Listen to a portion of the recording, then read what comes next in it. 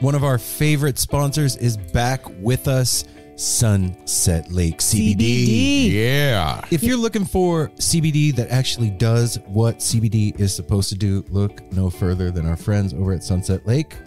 Let me break it down. Break it down, Mel. They're sustainably farmed, meaning they avoid pesticides and use sustainable farming practices to preserve the land for future generations. 1. 2, farm to table. They ship the CBD products straight from their door in Vermont directly to your door wherever you're at. Now that's cool. And third-party tested. They test everything with a third party to ensure quality, dosage, and safety. You got to go over and check out sunsetlakecbd.com. They have so many products. Break it down for them, Apple. Well, they've got some new stuff going on. Like they always had pre-rolls, but now they got really cool packaging for it. And you can get CBD pre-roll flights of all their flavors. You can get the heavy hitter flight that also throws in some of their Keef blunts. They have a new CBD recovery body lotion. I'm excited about that. Mm-hmm. And what was the other? The other one with arnica. The extra strength muscle rub, 3,000 milligram with 5% lidocaine. So look, Oh, yeah, if you're lidocaine. sore, this is the stuff you want to rub on your body to make those aches and pains go away.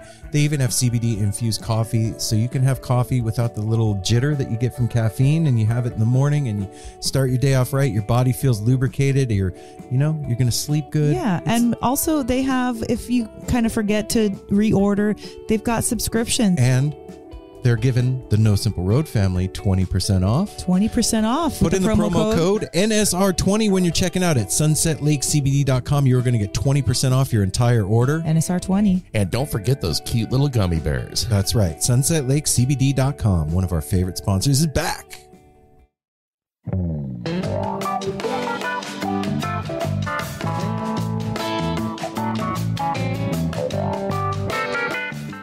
This episode of No Simple Road is brought to you by Shop Tour Bus. Shop Tour Bus is your most amazing online purveyor of Grateful Dead inspired merchandise like t-shirts, hoodies, tote bags, kids clothes, stickers, Muscle tees. and these are not your normal steal your face 13-point bolt designs. These are cryptic puzzles that if you know, you know. You know? Do you know? And, Yeah. and people that don't know will ask you about them, and then you can explain to them. Yeah. And maybe hook them. So check this out. They are hooking up the No Simple Road family with free shipping. So when you check out, put in the promo code No Simple Road, and you will get whatever you order sent to you for no cost shipping. That's pretty cool. They're hooking you up with that. And all of your orders come in a one-of-a-kind hand-designed box with a Grateful Dead lyric on the inside, all kinds of cool extras, and some of you lucky folks out there are going to get a real-live Grateful Dead cassette tape. Bootleg. Yeah, check that out. Yeah, we said it like 6 times now. Yeah, Bootleg. because they're fun, and Yeah, it's a miracle you're if gonna you get get one it. bootleg, but we say it a lot of times. Yeah. Maybe if you get miracled by Shop Tour Bus, then you are the winner of the bootleg. So, but even if you don't get the bootleg, your box will be filled with magic and the softest, most comfy t-shirt, hoodie, or other thing that you ever have put your fingers on ever in your life. So remember, put in the promo code No Simple Road when you check out.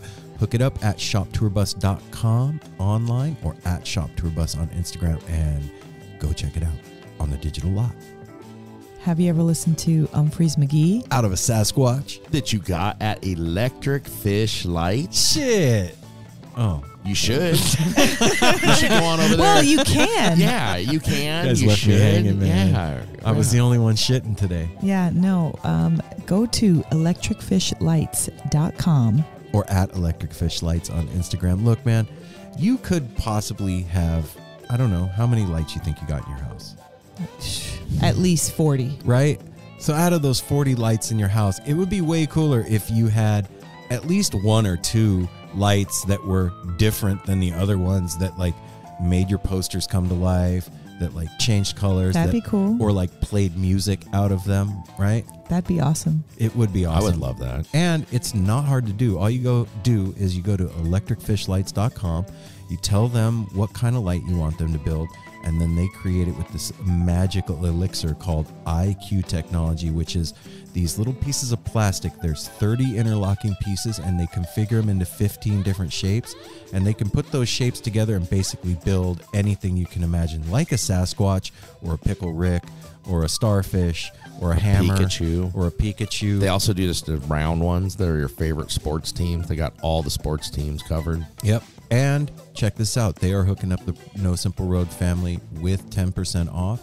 So put in the promo code NSR when you check out and let Electric Fish Lights know that you're part of the No Simple Road family. That's and right. they're going to hook you up with 10% off. And there's still a few of these left. So any NSR family member that gets the color changing bulb upgrade, you are going to get a one-of-a-kind collaborative print between Electric Fish Lights and myself. It's some of my art that John from Electric Fish Lights had created into a poster, and it just so happens that when you put that color changing bulb next to that poster, something magic happens. But I Jumps can't off the wall. Oh, Apple, you just ruined did I it. ruin I was it? Gonna say, I was going to You're surprise saying him. everything. Let him say Oh my one gosh. thing. He ruined the surprise. Yeah, It's not a it surprise. jumps off the wall, but then it jumps back on. Maybe. I don't know. You'll have to get one and find out exactly what it does. I could be lying. He could be. So go to electricfishlights.com and hook it up, you guys. You could go through life depressed. Ooh. You could go through life with aches and pains. You could go through life bored, listening to Ew. just plain old music, not happy. You could do that, right, Apple? You could, but that sounds terrible. Right, Mel? I don't want to. I don't want I don't none of want that. I to don't do want that. none of that. I don't want to do that either. So I'm going to give you a hint. There's something that you can do that'll help you with all those things. It'll make food taste better. It'll make sex better. What is it? Weed. Yeah. Cannabis. Yay! Premium cannabis. That's right. So, Apple, where do we go to get premium cannabis here in the Portland area? Well, if you are in the Portland area visiting, you can come on over to Define Premium Cannabis in Woo-woo. Portland, Whoop-de-whoop. in Hillsboro, or our location in Forest Grove. If you come in, we will get you taken care of. We will take our time. We will explain the ever-growing, confusing cannabis world and get you hooked up with the product that you need for your aches, your pains, your depression, whatever may be ailing you. And if you come to the shop in Hillsboro Monday through Friday, I am there to come out and help tend your bud and get you suited to the right thing you need. And if you go in there Monday through Friday and you ask for Apple, he will come out of the back dressed like a houseplant. And his roots will grow into the cabinet to the exact cannabis product that you need. Apple, would you say it's a confusing cannabis conundrum that's out there? It is. It's very hard sometimes to know unless you've been, well, even if you've been a long time user, it's changing all the time. There's new products all the time, and we are there to help you. Yep. So go in there and tell them that you're part of the No Simple Road family. Yeah, because if you do that, then you will get 10% off your purchase, and you will get a free t-shirt the first time. That's A right. free T-shirt, So everybody. listen, man, you could be bored, you could be sad, you could be depressed, or you could go to Define in Hillsboro or Forest Grove. You could get yourself some premium cannabis product, and then you're going to feel all better. And you can say, thanks, No Simple Road, because I got 10% off. I got a free t-shirt, and I got some weed. Boom. Hey everyone, Chris Pandolfi from the infamous String Dusters here to let you know that my podcast, Inside the Musician's Brain, is back on the airwaves for Season 4, which means it's time once again to get deep with influential musicians from all across the musical landscape to really understand and translate the lessons of success, failure, inspiration, and hard work that are behind the music and the artists that we love. My guests this season include Rachel Price from Lake Street Dive, Sam Bush, Chris Wood, Chris Funk from The Decemberists, Lindsay Liu, MC Taylor from His Golden Messenger, and more. Check us out, and thanks for listening.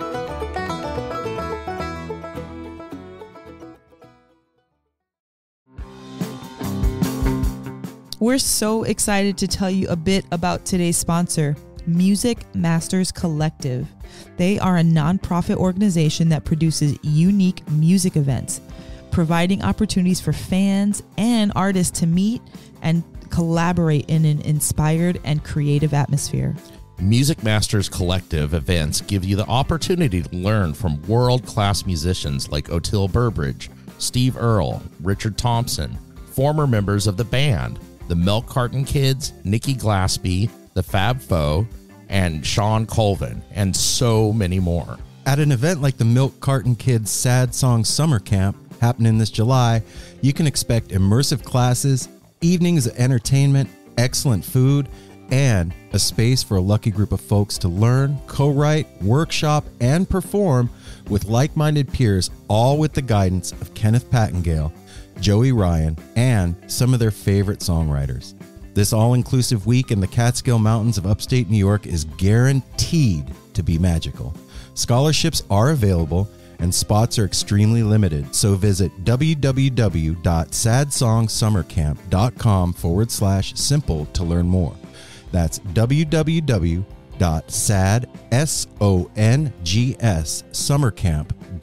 www.sadsongssummercamp.com/simple. Check it out.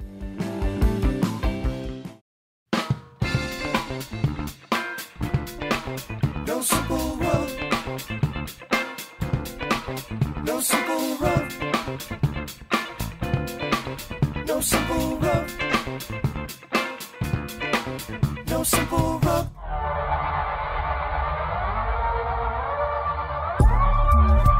Hell yeah, Apple. Hey now. No Simple Road family. What's up, everybody? This is Aaron.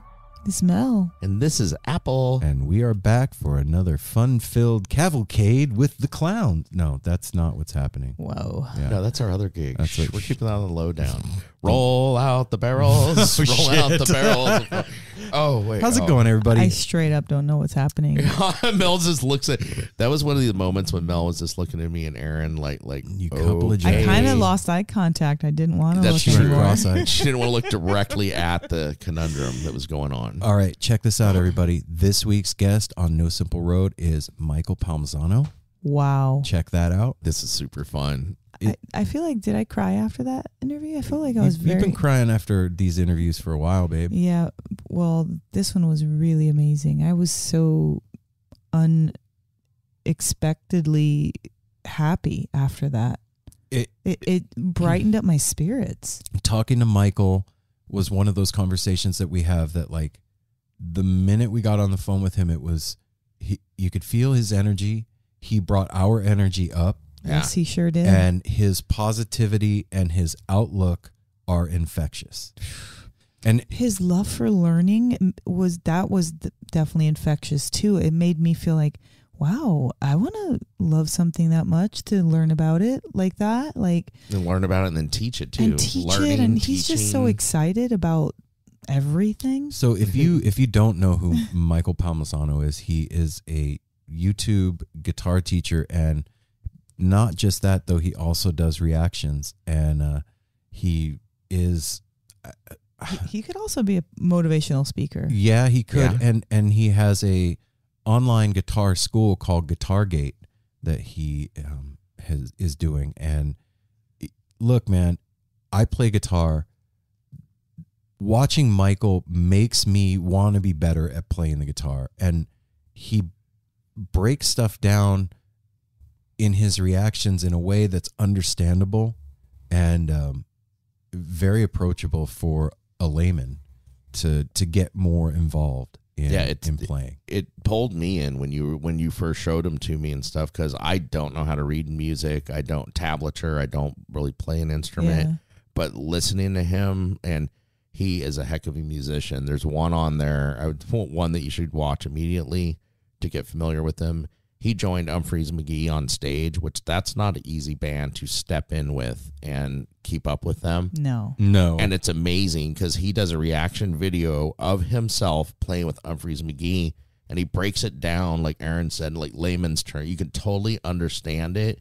It's technical, but the way he explains it makes it's like, That's it. Yeah. okay. Now listen to this again. And he goes back, and then you're like, oh, shit. It teaches you when you're not an easy person to teach because you don't know a lot about Yeah. the actual music and the technicalities of it. And just like talking to Davey from the Toby and Davey channel, and Jamel, the YouTube channel, like starting a YouTube channel, all three of those guys were and Brian. That's what I was just going to Langerstrom from Weeds and Sardines were extremely surprised by the rapid growth of their channels.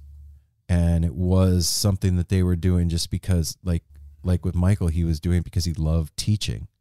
and all of a sudden this thing started happening, and that's how No Simple Road started. That we just started doing a thing to do it, and then something came out of it. Yes, So, it did. Talking to him, like I said, it lifted the energy in this house, in this room, and it wasn't something that was just for that time. Like, it kept going afterwards, and No. we left here floating that night. You even were like, we should have got tickets to see the Dead and Company, to go join them in where Cabo. Is that Yeah. right. Yeah, and that's a whole other part of this conversation too, is his journey into discovering the Grateful Dead. Like, that was one of the first things that I discovered on YouTube with him, was his reaction to some Grateful Dead stuff and breaking down the playing.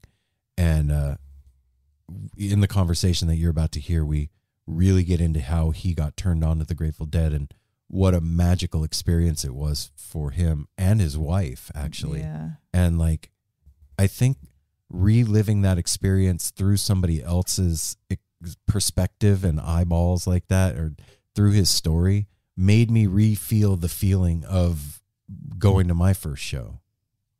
You know what I'm saying? Yeah. So it brings back the freshness. Like, oh, I remember that.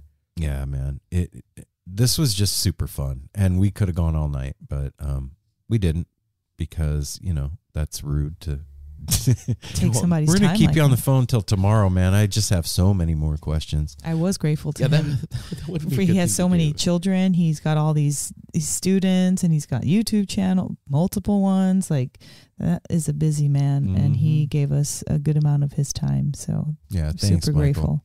But you know what, man? If this is your first foray into the world that is No Simple Road, the way that we do this show is we do a nice long intro. We don't just like introduce our guest and then get you to it. We talk for a while, and then we get you to whoever our guest is that week. So now the space-time continuum has converged into a nexus point that is that part of the show that we are just going to talk about our weeks and everything that's going on with us. So how's it going, Mel? Good. Why don't you start it off this week? Man, okay. Yeah. It's been a crazy few weeks. Like, if you listen to last week's episode, we were at the Gorge, seeing fish. We were there for 2 nights. And then, so we got there on Friday. We came home on Monday afternoon. And then Friday afternoon, that same week, we left again. And we were gone all weekend until Monday afternoon. And we went camping. Or is that camping? Yeah.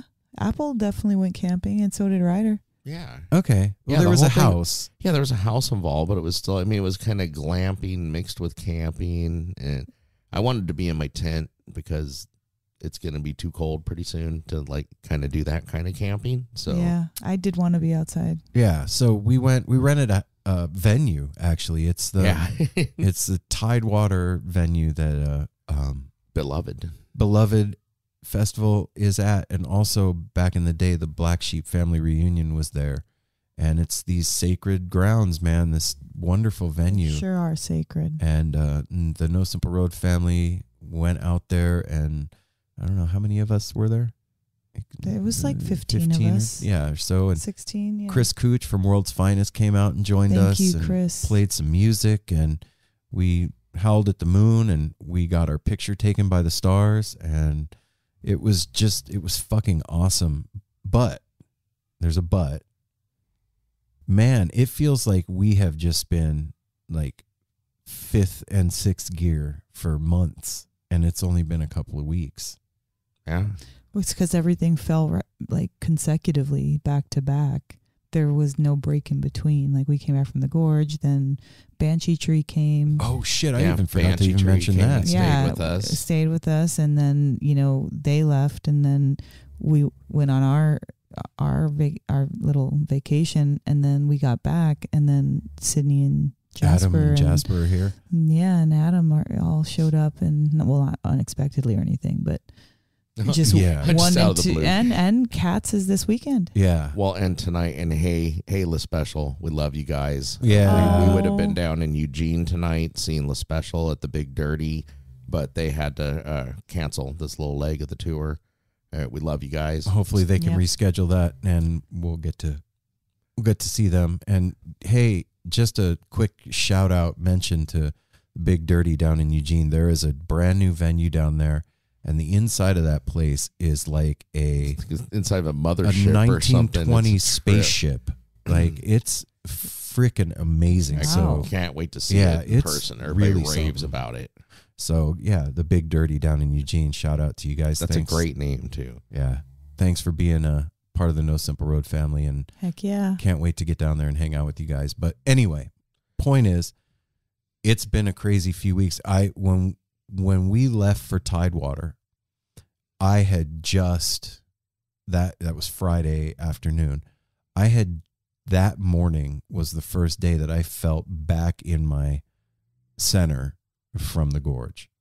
Like it took me, those 3 days between to kind of get my shit together and recover from the amount of partying that we did out there. And it was a blast to go do Fish at the Gorge, but goddamn, man, I was feeling my advanced age at this. I am not 25, and I was feeling it. So when we left on Friday afternoon to go up there, I was like, oh yeah, thinking to myself, oh, the Gorge, yeah, that was a couple of weeks ago. And then I looked at my my calendar to like do something for the show, and I was like, holy shit, that was like 4 days ago.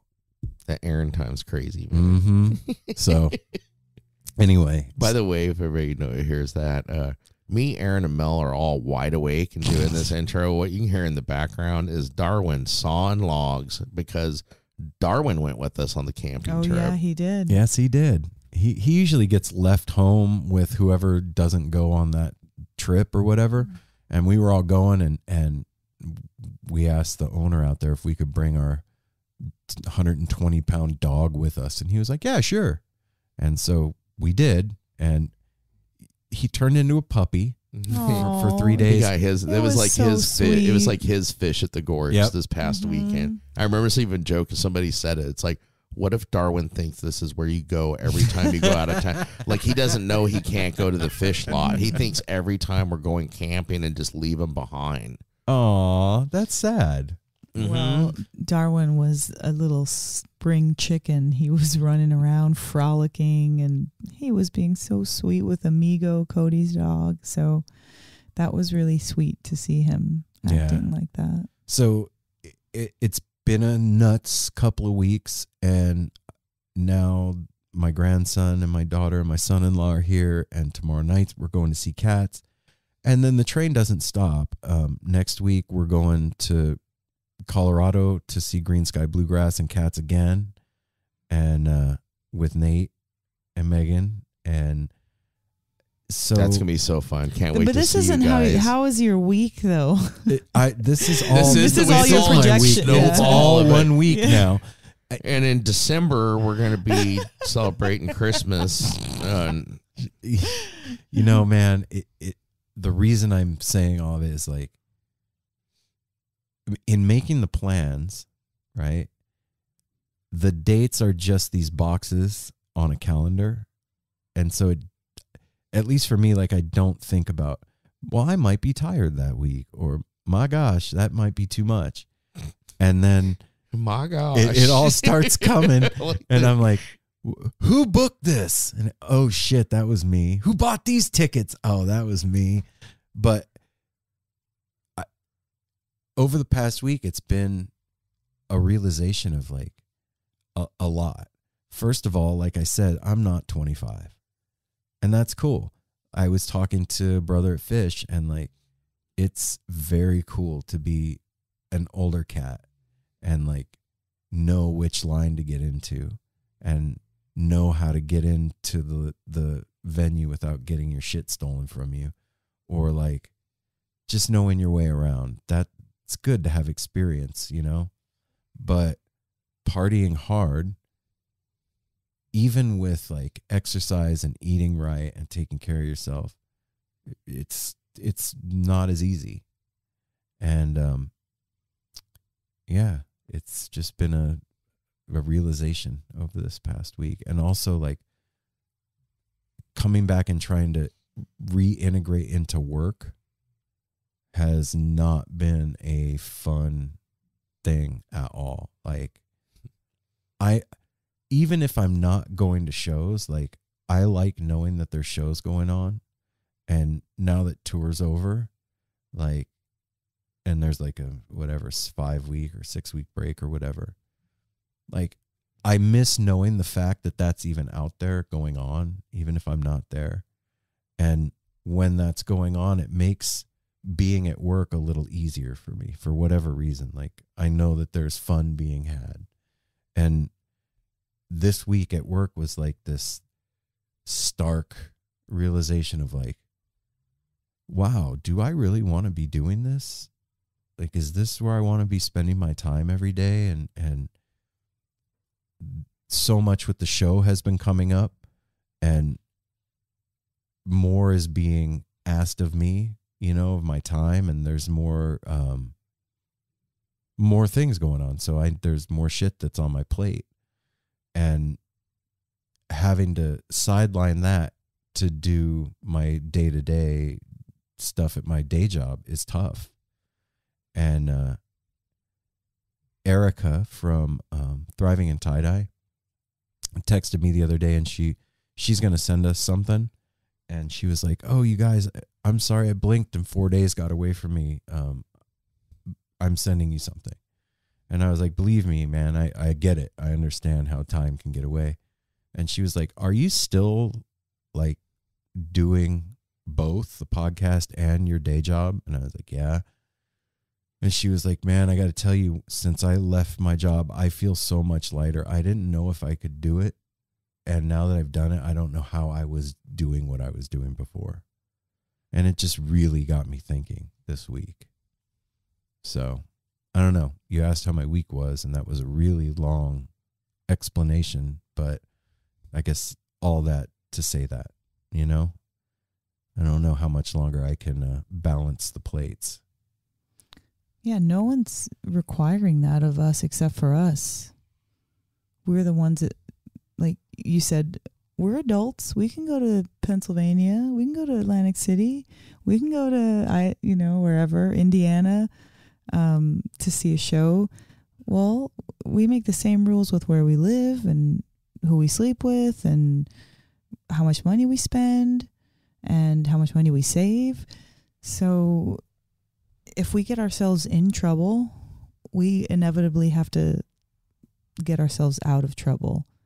So if we are doing something that's going to be a little bit risky, we'll always catch our own fall. No matter how tricky or challenging it may be, we will always catch our fall. Yeah, and it's I don't know about you guys out there, but for me, like, the hesitation is all about comfort.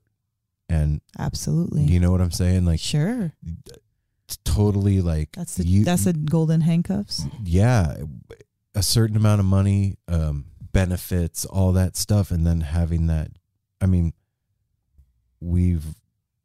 I've had that since we've been married for at least 20 years, mm-hmm. right? Yeah, and just to have that gone is a trippy proposition.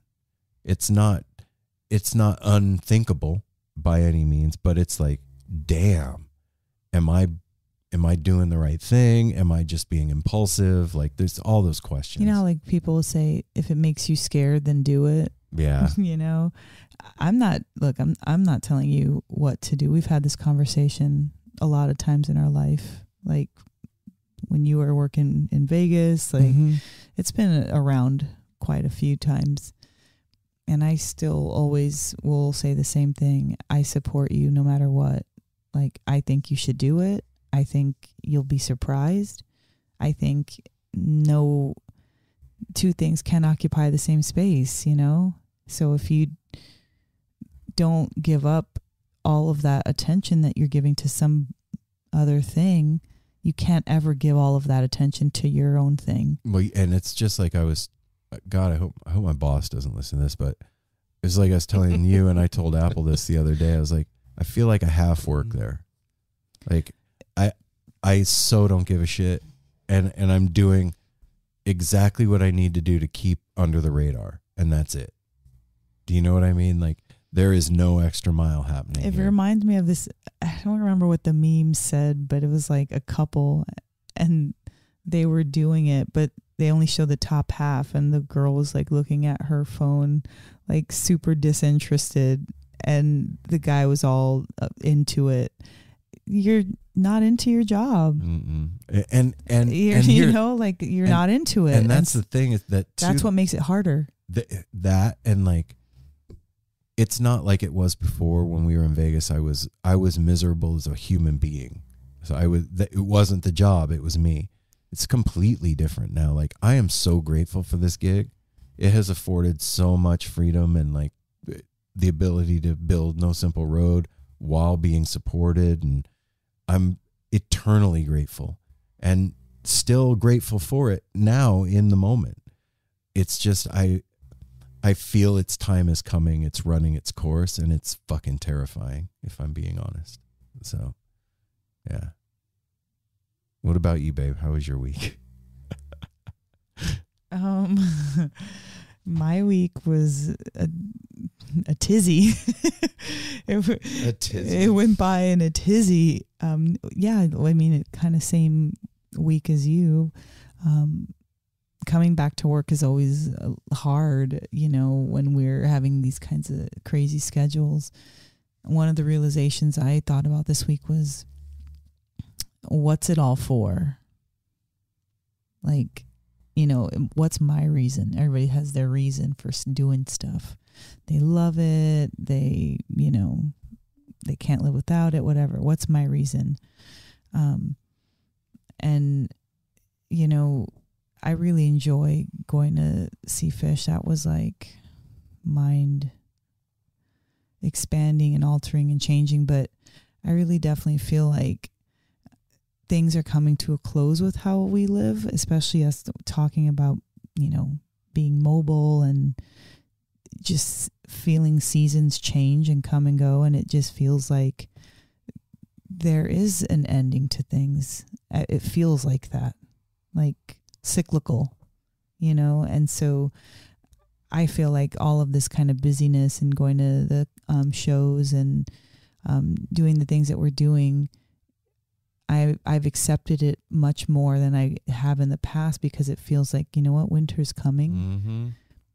It's a time to settle down and kind, you know, start to like nest and hibernate and get into those hobbies that keep you home by the fire. And so I'm really have been grateful for the opportunity to be outside of the house. Yeah. I'm really grateful for that. I'm not taking our free time lightly at all. I'm so grateful that we, you know, spending time in Tidewater was so cool. Mm-hmm. It was so cool and so many things. It was like healing and fun and relaxing. Oh my gosh, I was so relaxed. But one of the best things there, or not the best things there, but like the best thing about it was the interplay between the No Simple Road family. Like that was our family and our No Simple Road family. Yeah, it was super cool. Marco Benevento would be proud of us. Why? We're using our time for fun. Oh, yeah. We definitely used our time for fun. So yeah, like I was so leisurely during that time. So I was just very reflective and looking at the kids play and seeing Darwin. He had a friend and the weather was literally perfect. And we had a charcuterie board and cake. Double and birthday celebration. Like it just couldn't, like my heart was so overfilled. That's what I said when we were driving home. I was like, damn, my heart is full. It was full. It was like I couldn't eat another bite kind of thing. Yeah, literally, you know? and figuratively. so all the things that we've done have been really, like I said, the fish show and then Tidewater and having Banshee Tree come here, our very favorite band from Northwest String Summit. And then we bump into our neighbors at the Honey Dome tent and, start talking to them. And it was like, this week was full of connections. Mm-hmm. Yeah. It was full of connections and like, it was like the spider web, and you were starting to see what we've done. Our work has unfolded before us, and we're meeting all these connections. I said to Aaron when we were going to the bar, to the pub, I was like, we went out to see Burl at that. I can't remember what pub. It was in Alberta Street. Laurel Thirst. And we bumped into Mel Jasper from Northwest String Summit. And then here we go to the Alberta Street Pub, and we bump into Evan and Kyle from the Honey Dome. And it just is like, I guess I'm kind of tripping on me either. I'm kind of tripping on our 5 years here. I'm like, the last 2 years of COVID, the entire 5 years of us being here, all the things that we're doing right now, I'm kind of feel like I'm looking at a big crystal ball and just kind of like my eyes are huge, just taking it all in. I don't barely recognize this life. It's nuts. And it's all good. That's the thing. It's not good or bad. I don't feel like I need to say anything. It's just, it is full. Yeah. There's something I wanted to mention too that I forgot. Like, over the past couple of weeks, I've gotten several DMs and one email from listeners telling us how much we've helped them with just hanging out and talking. And, I mean, we've been getting those for a while now. And, but the feeling of them this past week was new. And,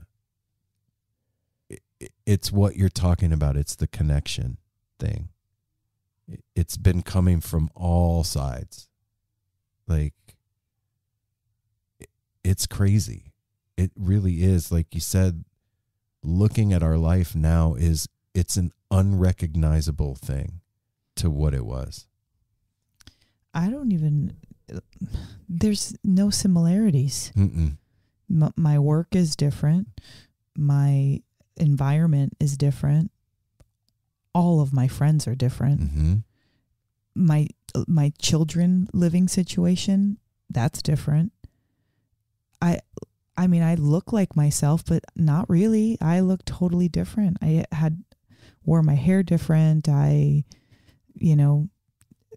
Just so many things. And it's like I'm morphed into this person who I can't really affirm who they are yet. You're becoming.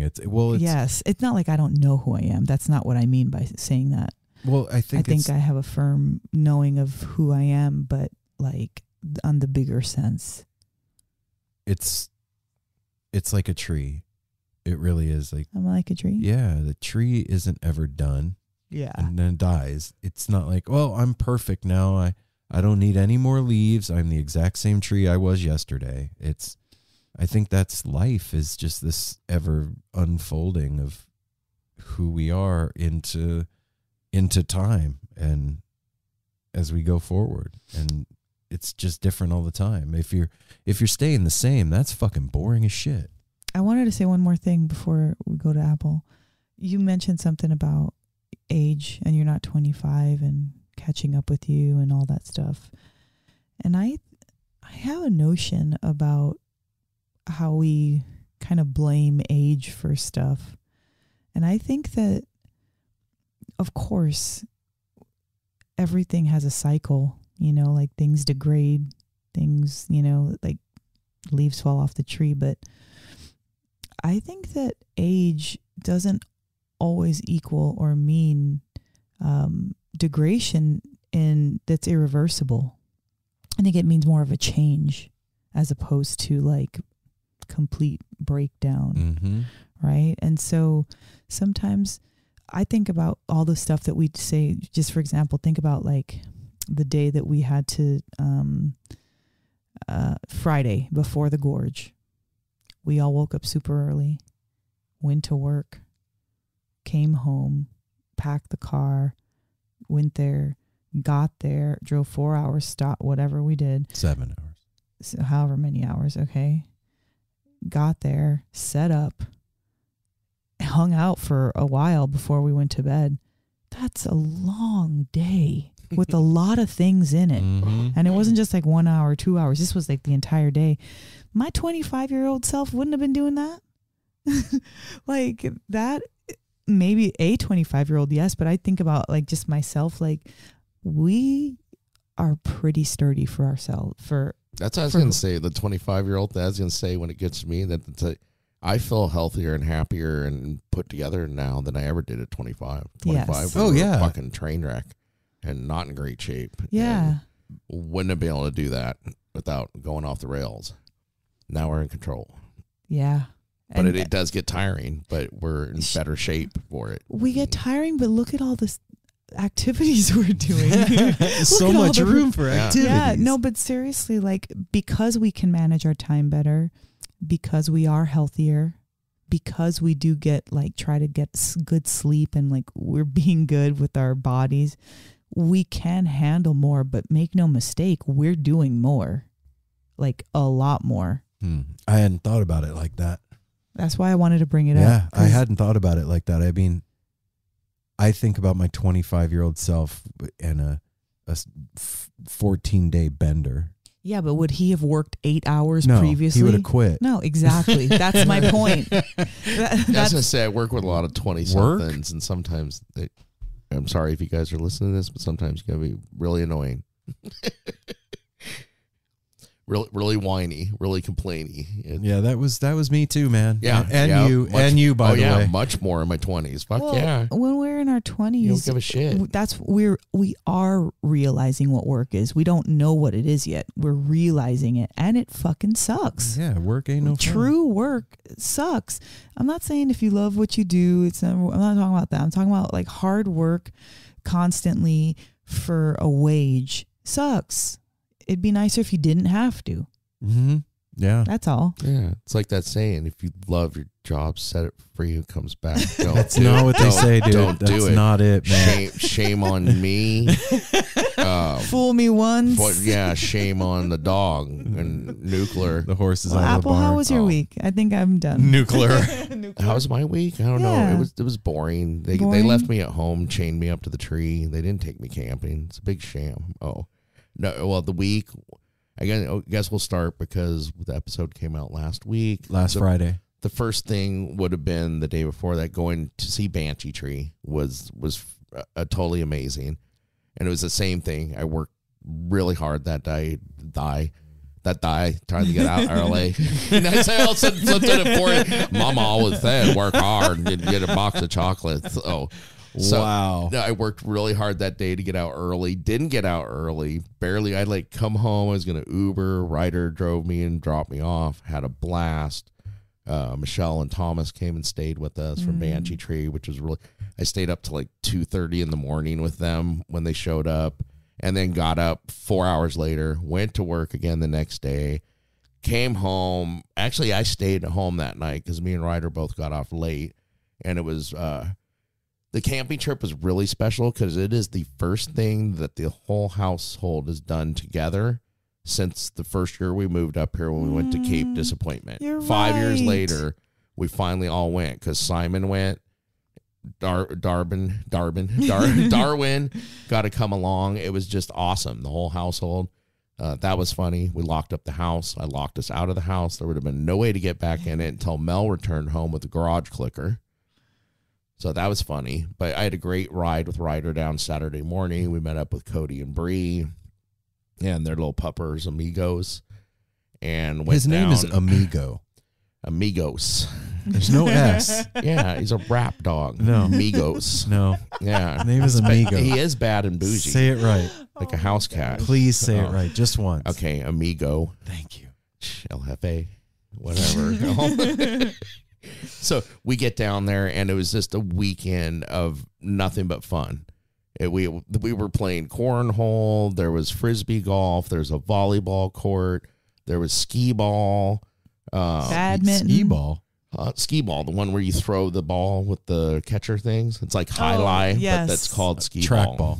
Well, track ball, skee ball. It was called skee ball when it originally came out. Whatever it was. It was the did ball that. throw a basket thing. Yeah. It was super fun. We just had so much fun there. And then all the families together. Jason and Audrey came with Simon and Darla. It was Darla's birthday. Happy 12th birthday Happy 12th again, birthday, Darla. Darla. They all started back to school this week. We're seeing the cute pictures posted of first days of school. Mm-hmm. We got to hang out with Jen and Brady, and Miles was there. Aw, And who else? Ben and Tiffany joined us. for an evening. Chris Gooch. Bryce came That's along right, for the camping. He Brycey. camped with me and Ryder down below. Chris showed up to just hang with us, be family, and then Bless put us. on Busted the out. most amazing private show on the deck for us Sunday night. It was perfect that was Sunday night It was to really perfect. cap off the weekend. Everybody was tired and ready to sit down and listen. And Chris is just so amazing with his emotions and music. It was such a fun weekend. And that actually, after rolling to the gorge, like Aaron and Mel were saying, we've been busy. And this weekend was all about family. It really was. We love going to shows and everything, but shows are not relaxing. No. We got to relax. We got to cook. We all got to spend time. Like Mel was saying, we all integrated with all the everybody was in little groups, like off here and there. And then you'd wander over to the other group that was playing Frisbee golf, or over here to the people that were doing other things. It was just such a great experience. And we were always together. Yeah, we were together the whole time, and they had a pool table, they had a ping pong table. Don's Mrs. place at Pac-Man. Tidewater is just such an amazing Heaven. place, and for him to share that with people is amazing. Yeah, A lot it of is. people that have a place like that would want to protect, be like, I'm not taking off for the weekend and letting people stay here. So thank you so much for that. And after that, this week has been integrating. Like Aaron said, it's hard to integrate back into the world because we just want to stay at those places, especially when you're with loved ones. You just want to stay there and keep the bond tight. Yeah. So coming back this week, it's been tough. I think anybody out there, anytime you take time off of work, that time doesn't just disappear. When you return, those 8 hours you missed are waiting for you.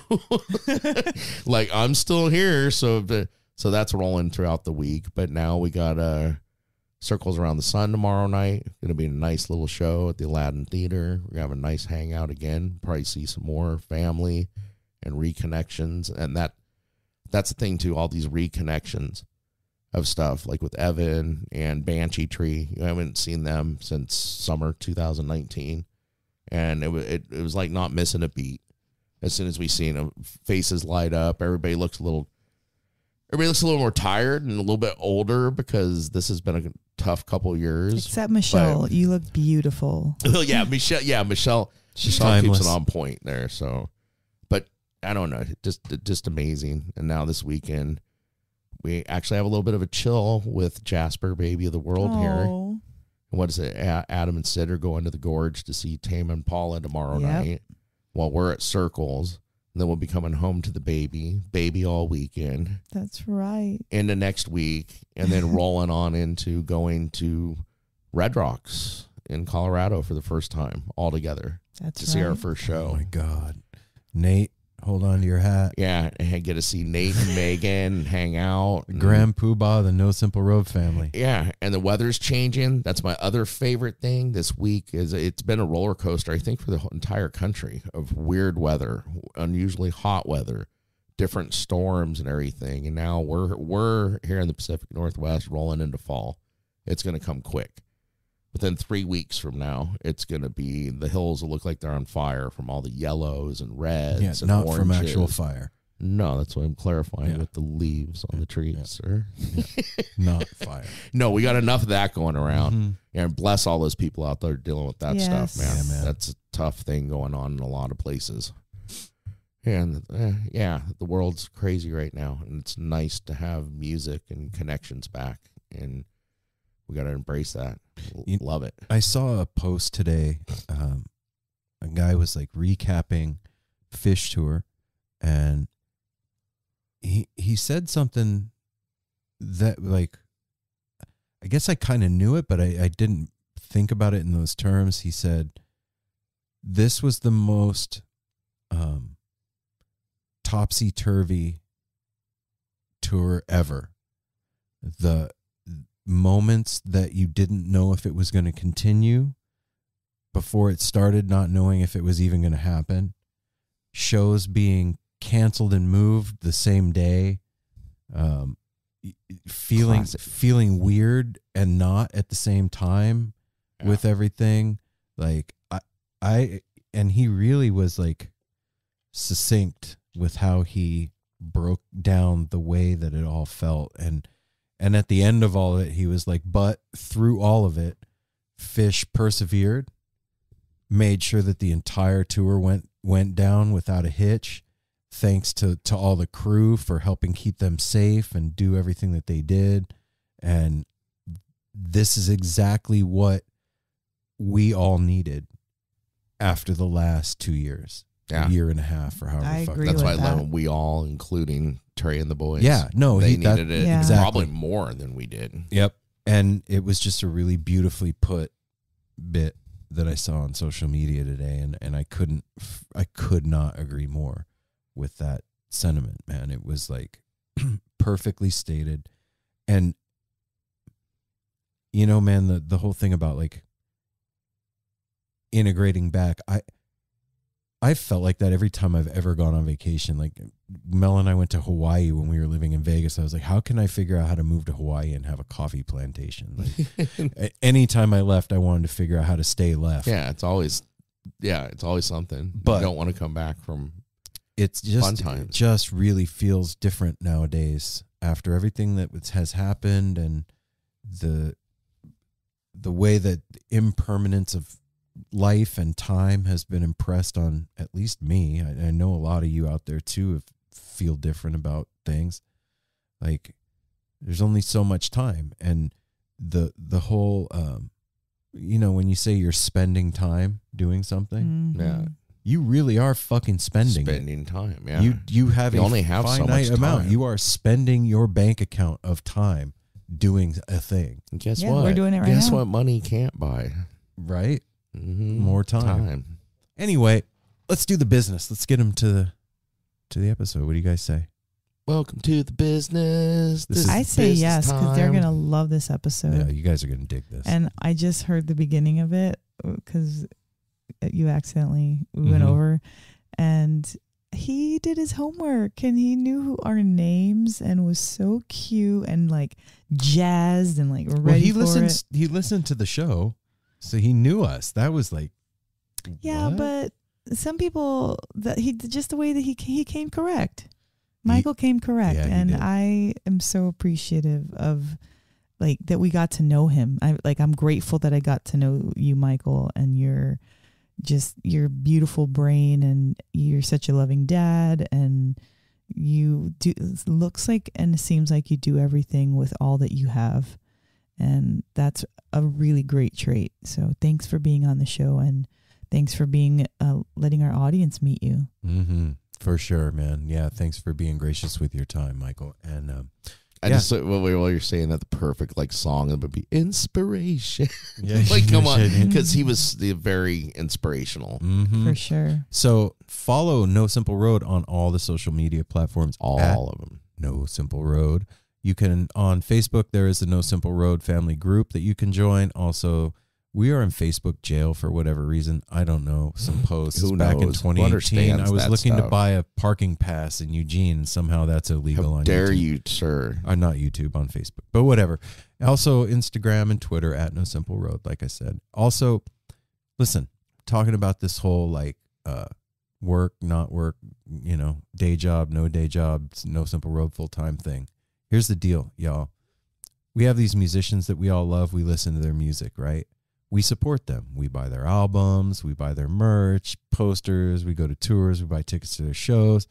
Then what happens is they get to keep making music that we dig, and then the cycle continues and we support them. So basically, you are a patron of Fish or Dead and Company or Umphrey's McGee or Michael Palmisano on his YouTube channel.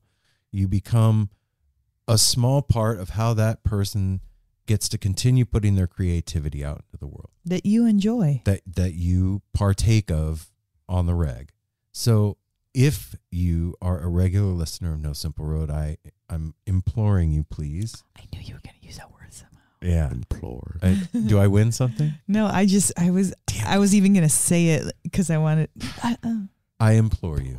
Implore. Go to We patreon.com implore you. /No Simple Road and help support the show, i.e. me, Mel, and Apple, and Darwin, who's snoring on the floor, so that we can continue doing the show, putting out episodes, and that when the time comes for me to step back from my day job, it is not walking off a cliff and smashing my head on the rocks below, okay? I'm not putting that on you guys, but that's how this system that we're in and this game that we're playing works. So I need your help to manifest that thing. And guess what? It's already happened. I'm just waiting for you guys to catch up with me. So patreon.com /No Simple Road is how you can support the show with as little as $1 a month or as much as you want. So you want to know how else you can support the show? How, Mel? If you listen on Apple Music, or even if you don't listen on Apple Music, you can still go on Apple and click the 5-star button and leave a review. That'd be so cool. Yep. You'd be like, listen to an episode and you'd be like, you know what? That really helped me. And then you go on Apple and you're like, boom, 5 stars. And then you click on write a review and you're like, you know what? I love you guys. That episode helped me. Thank you so much for having so-and-so on. You guys rock.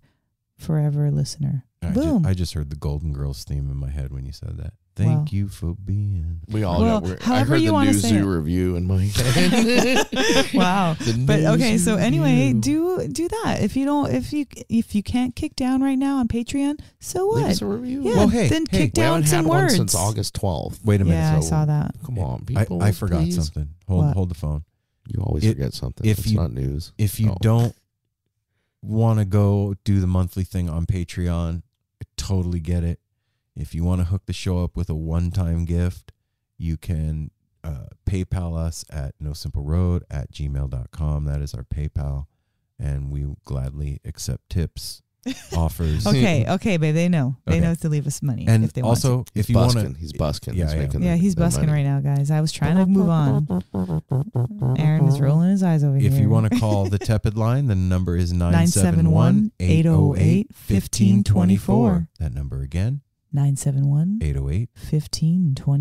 Yep, you can call in, leave a show review, leave a tour review. One of you out there went to 19 shows, Garrett, and you could call 971-808-1524 and leave a tour review. If you, know who went to a bunch of You know shows, who went to 14 shows? Who? Tommy. What? Tommy. Oh, That's Tommy. awesome. Okay. Tell us about one of them. Come on, I man. know, right? We missed you at the Gorge, buddy. Yes, we did, Yeah. Tommy, because I saw all those beautiful pictures you posted of wherever you were at, and it looked like fun, and missed you this year. So yeah, that's the Tepid line. If you call in, we'll play it on the show. You could. It doesn't have to be a tour review. It could be a recipe, a story about your dog, how to grow tomatoes better. I don't care. Just call it. We'll play it on the show. That's Yeah. what we'll do. You can also go to www.nosimpleroad.com and go to the gear tab or the merch tab. It's the merch tab, not a gear tab anymore.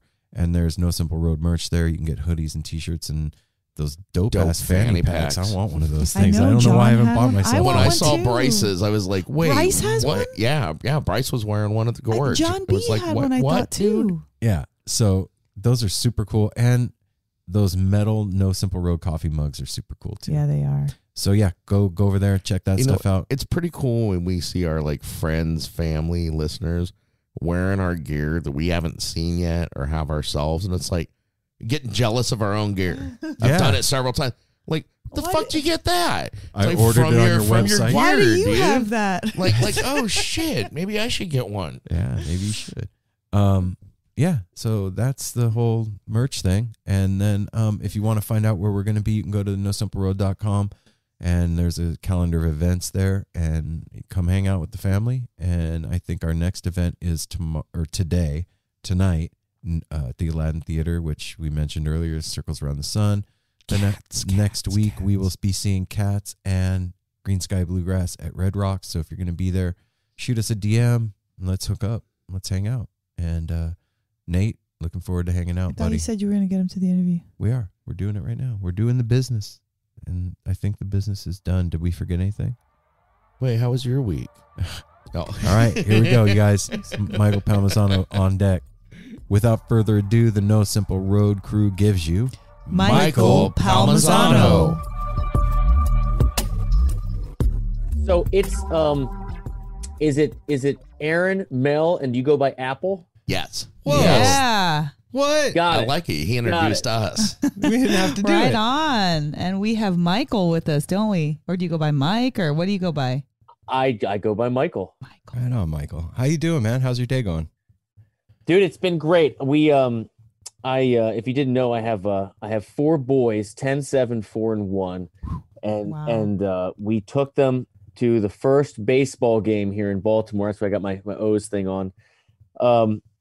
Since before the pandemic. So we're wow. just Aw. I saw your post from Camden Yard, from the not Camden Yard. Is it Camden Yard? yeah. It's Camden Cam- Yard. it's- Okay. It's Camden Yards. Yeah, that's. I'm glad you saw that video. That's funny. I was gonna make the announcement some other way, but I was like, you know what? We're going to the baseball game. I'm just gonna go, step over to the side here and make this video and post it. And that's the beauty of 2021. You can just take a 4K video on your phone and upload it to YouTube in 30 seconds, and then just get a hot dog and go give it to your 7-year-old. Dude, That had to be amazing. Did you go with all the boys? The whole family went. You got out and had hot dogs, and the whole experience of the smells of the ballpark. And Oh man, it was great. Yeah, and my my dad and his wife met us there, and they obviously, with the whole pandemic thing, the parents didn't get to see the grandkids much, and so on and so forth, and it just kind of felt like real life. I've been to a couple shows since everything kind of lifted, and this was the first big sporting event. And I don't know if you guys have been out much at all since things have kind of calmed down, but it's such a positive celebratory environment. Everybody's so happy to be out Yes. doing things. Yes. we just cut an intro for this week's episode before we talked to you. And Okay. that's exactly what we were just talking about, man. Like, we went and saw the infamous String Dusters and Yonder Mountain String Band last week. Nice. And that was our Nice. first show in 16 months, Michael. Like, right, dude. And it was weird. Like, yes, celebratory, yes, exciting, yes, it was a blast. But I have to say, like, for myself anyway, like, the first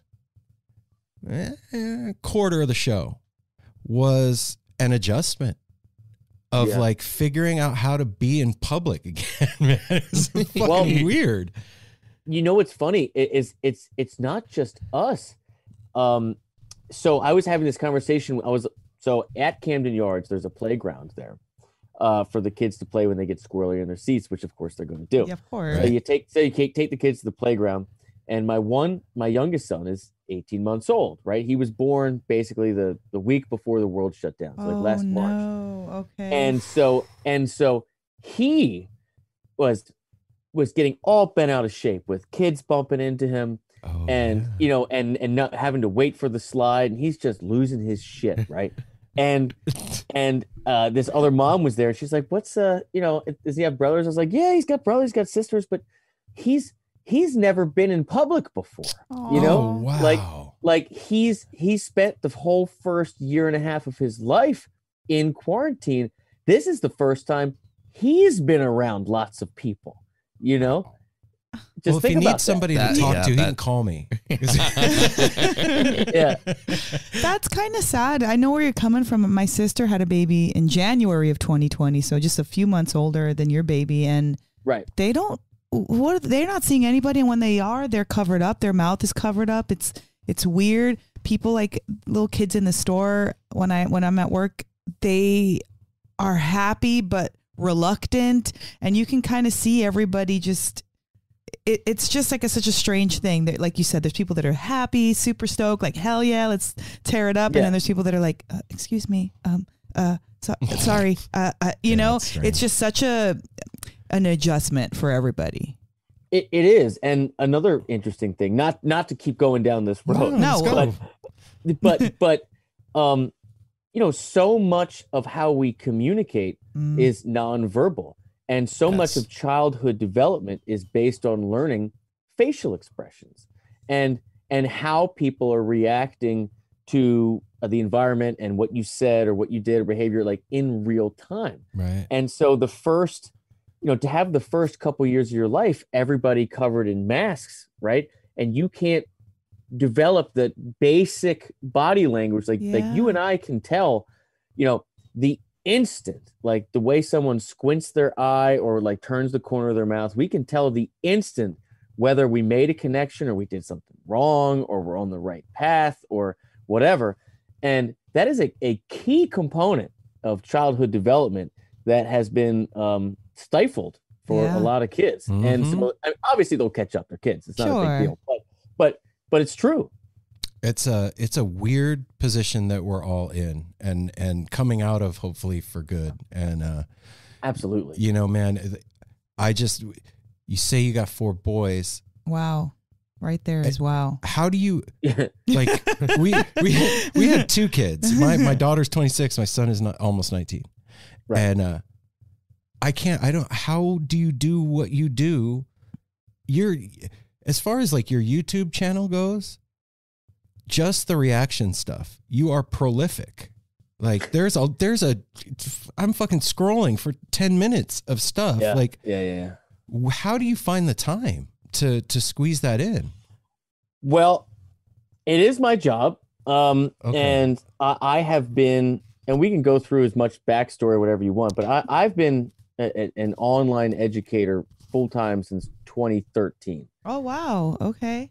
Yeah. The YouTube thing is honestly, it's relatively new for me. I made 500 some videos for 7 years that never got any traction. And then this React thing, it just kind of happened. You know, if you never quit and you never give up and you just keep showing up, eventually you figure out how to make things work for you and whatever time you're alive, right? It's just kind of true.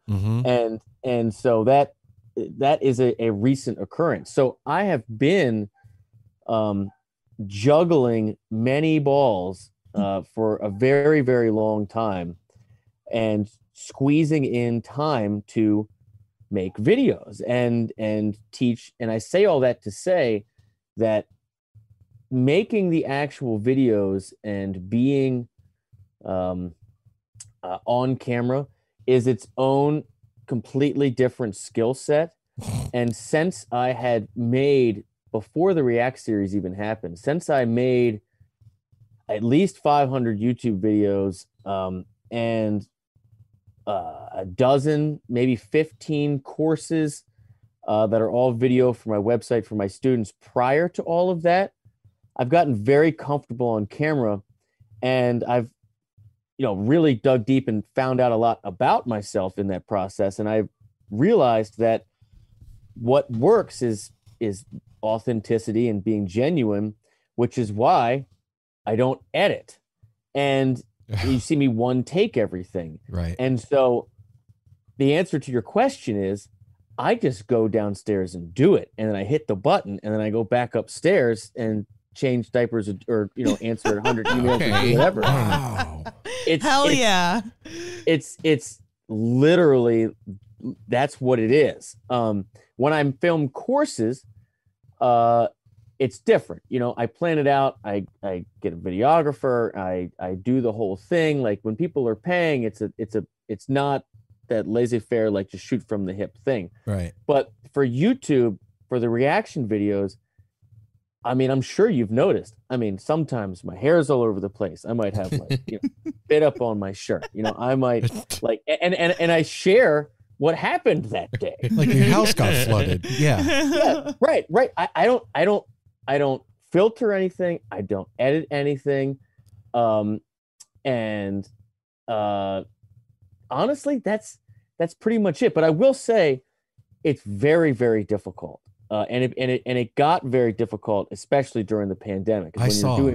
When you're doing recording, and you work from home, you can only film essentially when they're asleep or gone. And if they don't go anywhere for 18 months, and you have a new baby that doesn't sleep, it's just you get what you get, man. Wow. There's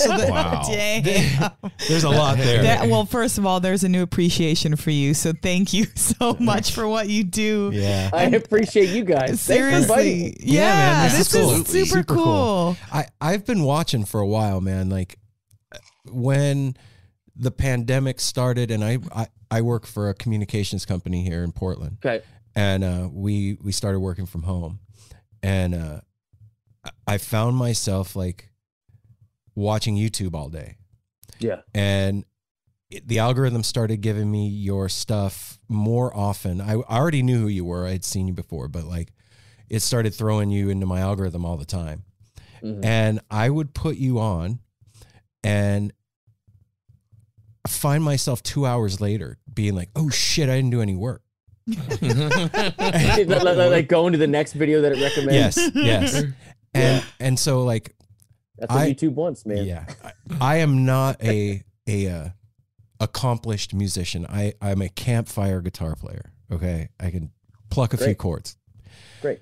But the thing about what you do, even though you're talking theory and like 2/3 of what you're saying is completely over my head, mm-hmm. I'm still like engaged and like wanting to know what the next thing you're going to pull out is going to be. So even if it's doing this, I'm still sucked in by it. And it felt like I was hanging out with somebody. If that makes any weird kind of sense. It really does. And I will tell you, the reason that I made so many videos on YouTube that didn't work was because I was trying to be what I saw other people having success with and not trying to be me. And what you see on these React videos, when I finally essentially found my voice, what that means is I felt comfortable just sharing who I am. What you're really seeing is what it was like when I taught private students for, 7 or 8 years, doing 50, 60 students a week, when we were together in a room for a half an hour and you brought a track, and that is literally what you get. And that is a skill set to be able to look at the camera lens and hold contact and breathe and not rush your thoughts the way you would with a student in a room. It took me many years to be able to really be the same person to this inanimate object as if you were actually in that room with me. And what you're seeing is literally what I would be like if you were any of my students that came forever. And it's just such a ridiculous thing because it took me so long to figure out this blatantly obvious thing, like just be you and people will like you. And that's the thing. But it took a very long time. But I did learn how to be exactly who I am on camera, and I think that conveys. It does. Yes. What? And I really appreciate you saying that for real, man.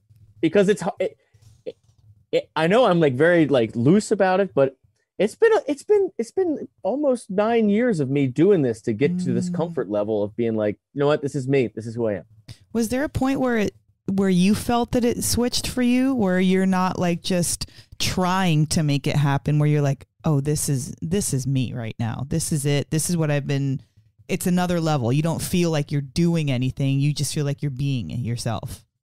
It happened as soon as I started the React series. Wow. And I had flirted with, I used to call them desk sessions, and I did a couple here and there of this is how I learn a song, this is whatever. And I remember when I did those a few years ago, people from my students would message me and be like, this is great, you should do more of these. Like my sponsors at Paul Reed Smith Guitars would message me and be like, dude, no one's doing those, you should do those. But I never like got it. I never thought about it. And when I started the React series, which we can talk about how that happened, but I kind of stumbled into it. The flood of affirmation from people that it gave me that feeling that I used to feel when I was in a room, when I was a teacher, when you're just like, man, I moved the needle today. Oh, you know what I mean? wow. Like Yeah, that, yeah. you know what I mean? Like I made a dent in this 14-year-old person's heart today. Wow. This young girl is hooked. They're a musician now, for life. Like that feeling, Oh, like that as a teacher that you crave, that like it's the reason you do it. As soon as I started doing the React series, I could tell by not just the metrics, the views and things like that, but I could tell by the actual language people were using in the comments and when they emailed me, how they started sharing things about their life that was that I didn't ask for, and it resonated in a familiar way, which I knew from being a teacher. And I was just like, okay, I know it. The whole channel can't become like this whole thing, which it kind of has. But I was like, this is it. Like this finally is unique to me, and it works, and it's like an uncompromising whatever. And I'm grateful, man. I'm so like, gratitude is the overwhelming feeling. Like I feel like I've been given a real gift because I chose education. I love education. And to have it be global and to have it be just overwhelmingly positive all the time with like basically no negativity and just a tremendous community. It I know I'm rambling here, but No. it changed. It motivates and inspires me to do more. Wow. It's had the opposite effect that I thought. You know what I mean? So there's not like that freaky weird, like, oh my God, I'm responsible for so much, I don't want to do this. It's the opposite. It's the opposite. So I mean, obviously, as a musician, we're all master procrastinators, and it's just a thing.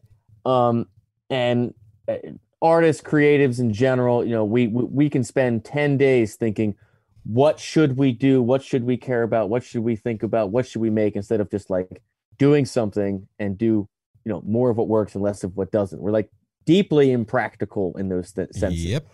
And I always knew that I was grateful for being a teacher and having a very busy schedule, because I knew I was going to have the guitar in my hands for 6 to 8 hours a day, and I knew I was going to continue to get better. So even years ago, when I was, teaching in person constantly, a very large part of it was that accountability to myself, that like, if the students are going to keep showing up, I have to keep showing up and I have to keep getting better. That's a big piece of it. And now that it's digital and it's very large and it's around the world, I feel that even more so. So now I wake up and I work hard, and It shows. I appreciate that. It goes both ways. It's like, I'm trying to motivate and encourage people to just, when you walk into your house, we all have the stress of life, like, and every reason to not pick it up, just pick it up, just keep it in your hands, and you'll get just a little bit better every day. And this is a journey of a lifetime to Right. share and enjoy with everybody, right? That's what we do. But me kind of preaching that also empowers me to take my own advice and to keep doing it. And the bigger it gets, the more I find myself with it in my hands, actually trying to get better. And so it's like this cycle. I get it. It's amazing. I do. You get it? I was just saying what hooked me with you two from Aaron is because there's a lot of reaction videos and stuff is what everything you've just been saying. You had your gratitude comes through, your excitement in every video, your appreciation for the music, no matter who you're listening to. You get so excited like we do. I mean, we're all so excited to hear music. And I was just telling Aaron before we came in and stuff, I was out there watching you break down another Billy String. I was like, I think my favorite is his reactions to Billy Strings because awesome. Because you're like right there. That's pushing you. You're like, oh, I got that. Oh shit, what did he do? What is this kid? Damn, he's amazing. And you do that too with like Jake from Umphrey. The Umphrey's ones are great. It's like you'll be in the middle of it and you're like, damn, they're good. Hold on, let's do that again. Rewind. And that was a feat too. In fact, Aaron said he was going to introduce you, but we already got the latest member of Umphrey's McGee. That was amazing to see. And then for you to have I don't even know how to describe it, the chutzpah, whatever, to go back and critique yourself and run it down with the point band. Out my mistakes. Yeah, and your mistakes. Yeah. And we would have never caught that shit, man. I would have never heard it. I love what you said. You're like, you're going to make a mistake. The sooner you do it, then you're done with it. Then you can get on with it. I was like, oh, yeah, let's get your mistake out of the way type thing. And that with a band that's that technical, to hear you break that down to the eye language, everything going on was just amazing to watch. Well, I really appreciate that, and those guys, I mean, tremendous. Yes, and they were so incredibly kind to me and generous. You have to remember, these bands haven't seen me play, live. Like I'm on the internet, and I love being on the internet. I've chosen the internet. But to have a band like that allow someone to sit in, invite them unrehearsed, just from having an internet relationship where there's no real lengthy, good quality footage of me playing live, even though I've played tons and tons of gigs, is really, in my mind, really something. I'm lacking the adjective. Yeah. But so it's just from the internet then. The connection between you and them. Well, I honestly, I really connected with Jake. Stasik too. Oh yeah, he's a great guy. But I think people that, guitar players have personality types, right? And when you're talking to one of your own. Yeah. And I think the reason that we didn't figure out what tune we were doing before, or have any rehearsals or anything like that, or worried at all about how it's going to work out, is because I think that we just knew who we were talking to and it would be fine. As simple as it might seem, I really think that that's the case. So anyway, totally grateful for that. Amazing. I'm hoping that I get to do that with tons of bands. That'd be the best thing ever. That'd to have be the so digital awesome. bridge that gap. Oh yeah. Yeah. To your point, I'm circling back around. The reason I chose to go back and do a reaction of my own performance is because in all of my videos, I speculate, right? I'm taking a very educated guess about what the musicians may or may not be thinking, based on my education and experience. But when I watch myself, I know exactly what the fuck I'm thinking, right? Yeah. So sharing that in minute detail, I think it's like a 30-minute video or something, or 38-minute video, is extremely educational, that is something I have never seen anybody do online. And so when people started pinging me, being like, dude, you have to do it, we want to know what you were thinking, of course I was hesitant, but I was like, no, this is a really strong teaching moment. Because like I said in the video, it's not about being great or whatever. It's about the mindset, and it's about overcoming adversity and your own feelings of self-doubt. It's about playing to your own strengths. It's about listening. And these are all things that I speculate in my videos, but to have it be like for sure and for true and for real and be able to share it and have like the proof that everybody can watch. I mean, I can't tell you how many messages and emails I got from people that were like, that was the video. That's the best thing I've seen as far as guitar instruction online, because no one actually knows what you're actually thinking. And you just said it, you know? Yeah. And then when you go back and watch it, you can, after you go through it, you're like, oh yeah, I can see how that didn't work. That did. We did more of that, less of that. And it's just something that people do to themselves. They listen to their own recordings, but they don't share it, It's Yeah. all in I just- here. Yeah. Well, Yeah. And as an educator, I was like, this is I have to Gold. do this. Well, you took Well, it to another level, Yeah, really. And another thing you said, and I remember that made an impression was, and we've interviewed several artists that have said this. There was a point in it where you're like, right there, I took my hands off the guitar and had to kind of resettle it. I found myself thinking. Yes. And when I found myself thinking, then I got off track. Kind of like we've said before, it's like when you're meditating, it's like, oh shit, I'm meditating. And all of a sudden you're pulled out of it. Yep. But I like that way you say it's like I found myself thinking, had to like take it off for a second and then back to it. Well, and those are all vehicles isn't the right word, but it's devices that all of us musicians kind of have that we go back to, and that they're kind of like our safety nets and anchors when we get lost. So like one that I always preach, and I go out on at length on my website over and over again, is that hold on. Oh my God. Hold on a second. Yeah, do you think? Yeah. No. It's just I forgot to turn my phone off. That's Anyway, so one of the things I go on at length about, which I have learned over time, is that when you find yourself in that zone and you find yourself feeling busy and you're not weightless anymore, you feel like you got 1,000 pounds tied to you, you don't just take your hands off and breathe. Guitar players have this syndrome that other musicians don't really have. We tend to focus very, very heavily on so it's like the basics of music is like rhythm, harmony, and melody. We're so harmony oriented. This is in this key. You can play this scale, and right.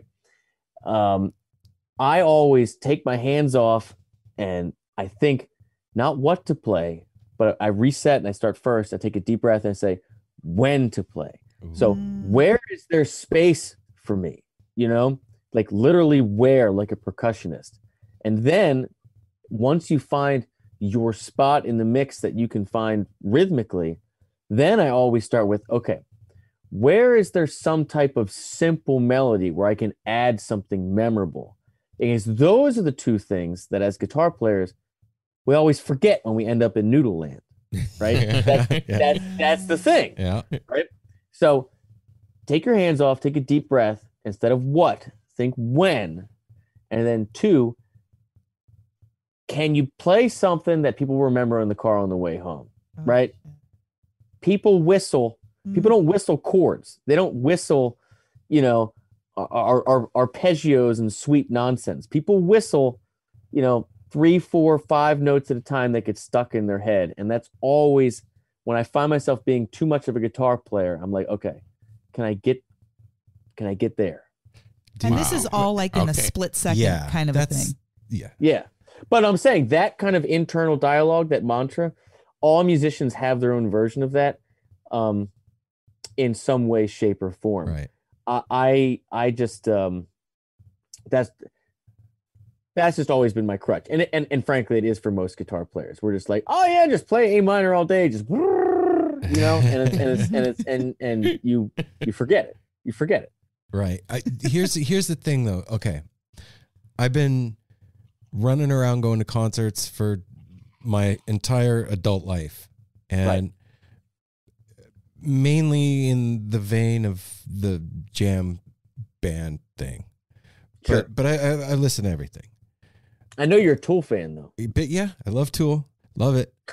But here's the thing. Like, what your videos have done for me personally is... What is a city without its music? The legacy of the New York Philharmonic Is incredible. Nearly 2 centuries of history. That's a lot of music and a lot of stories. I was sitting on stage for the very first time thinking, I can't quite believe this is happening. Join me, Jamie Bernstein, as we explore the history of the New York Philharmonic. It's the NY Phil story made in New York, a podcast about a city, its people, and their orchestra. Listen wherever you get podcasts. You have taught me a language that I didn't know existed on the stage. So I'm going to use Fish as an example. Go for it. The jams are so long, and when you're at a show and you're watching them jam, it seems like telepathy when they'll turn a corner together. Mm-hmm.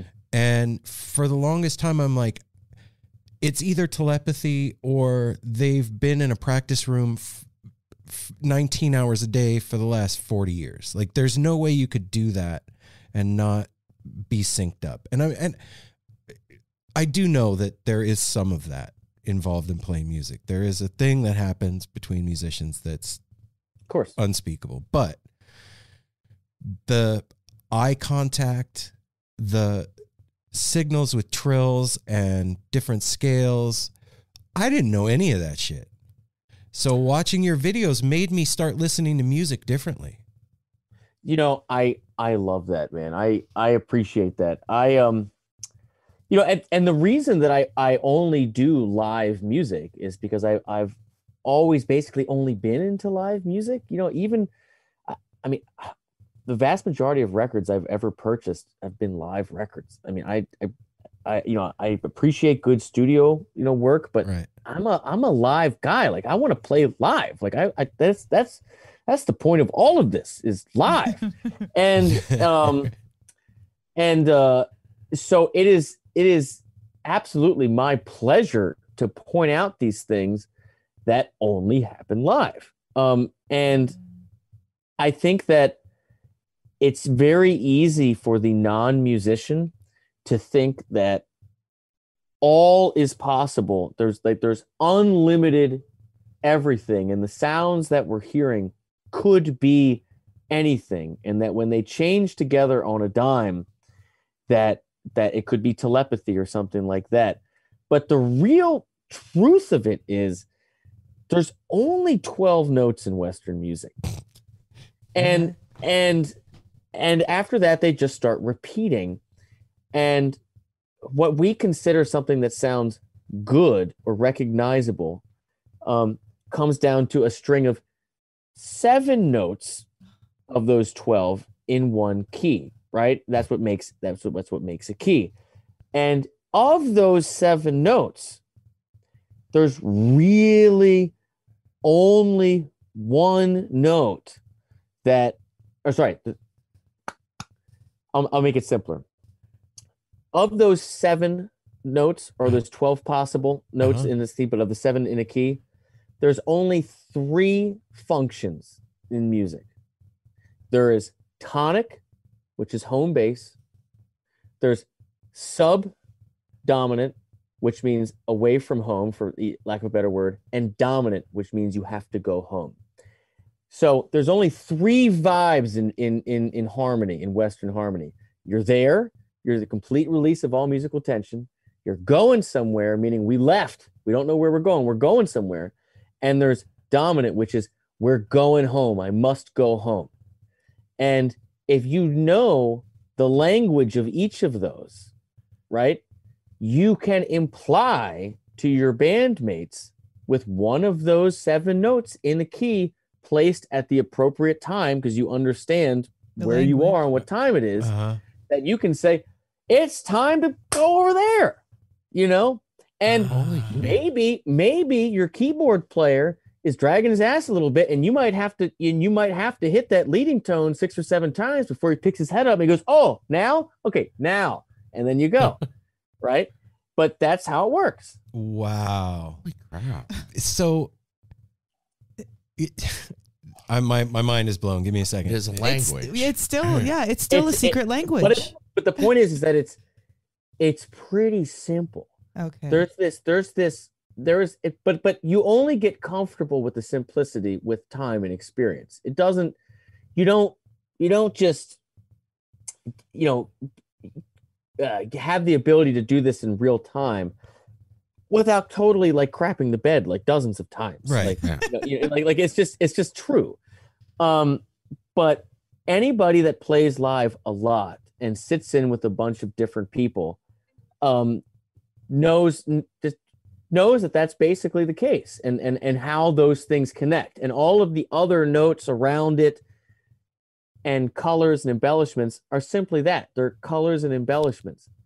When you have a practical foundation of how harmony changes, it's really just 3 phases. It's tonic, subdominant, and dominant. And you're home, you're going away from home, you're going back towards home, and everything else is just colors on top of that. And you can change it in a different key, you can spice it up or whatever. But if you train yourself to listen to function, chord function, of why something wants to go somewhere or create tension or release tension, I mean, that's the game. Right. And that's what, like, I've asked a couple of guys in the past. God, I wish I could remember who it was. What's more important, chops or ear? Ear. And that was the answer. Everybody Every single says one of ear. them says ear. Always. Yeah, one of the biggest, and again, people have a lot of different goals. And this is a great segue into the Dead. But not all musicians have the same goal and the same intent. Mm-hmm. There are many musicians, where the one that comes to mind, like right off the bat, obviously, is like Yngwie Malmsteen. Okay. Where it's clearly chops for days, for light years, but the entire band are hired guns that play an exact specific part to be the foundation for Yngwie to be Yngwie. And Yngwie is he's ultra everything, but those other guys, they are locked in this very specific parts, and they go from town to town to town, and it's the same show, town to town to town to town. It's a completely different intent. Like the band is listening to Yngwie, but if any of those guys don't do exactly what he wants them to do, they get fired and he gets a new guy. Right. Yeah. It's a completely different frame of mind. Where, like, obviously, like jam stuff, and jazz and so many other free form or pseudo free form kind of genres, the listening is part of it. The intent isn't to bring the same product to each town. Mm-mm.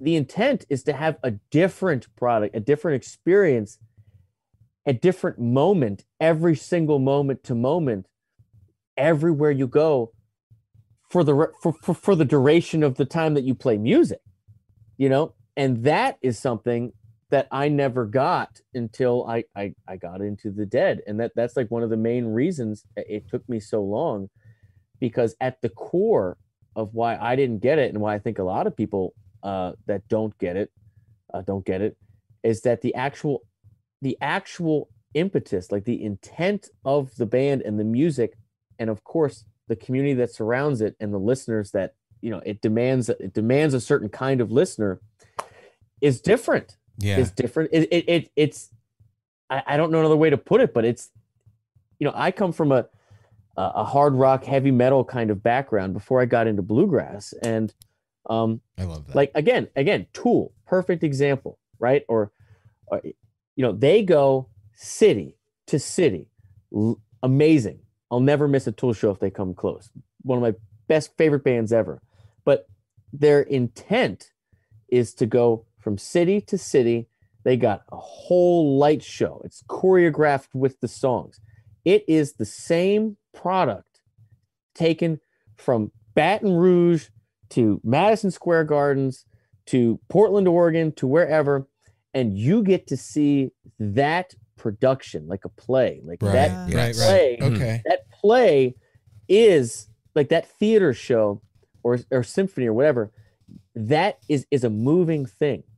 Where like the Dead and the bands that they inspired, the intent is totally different. Okay. We can play a song Tuesday at 100 beats per minute, and it could be 120 on Thursday.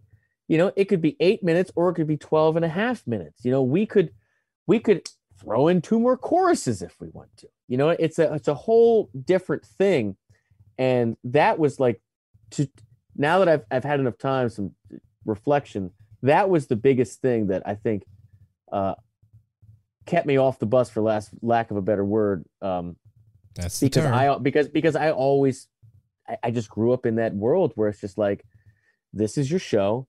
It's like, this is the click. You're here to hear. And if it's not perfect, someone else is taking your gig.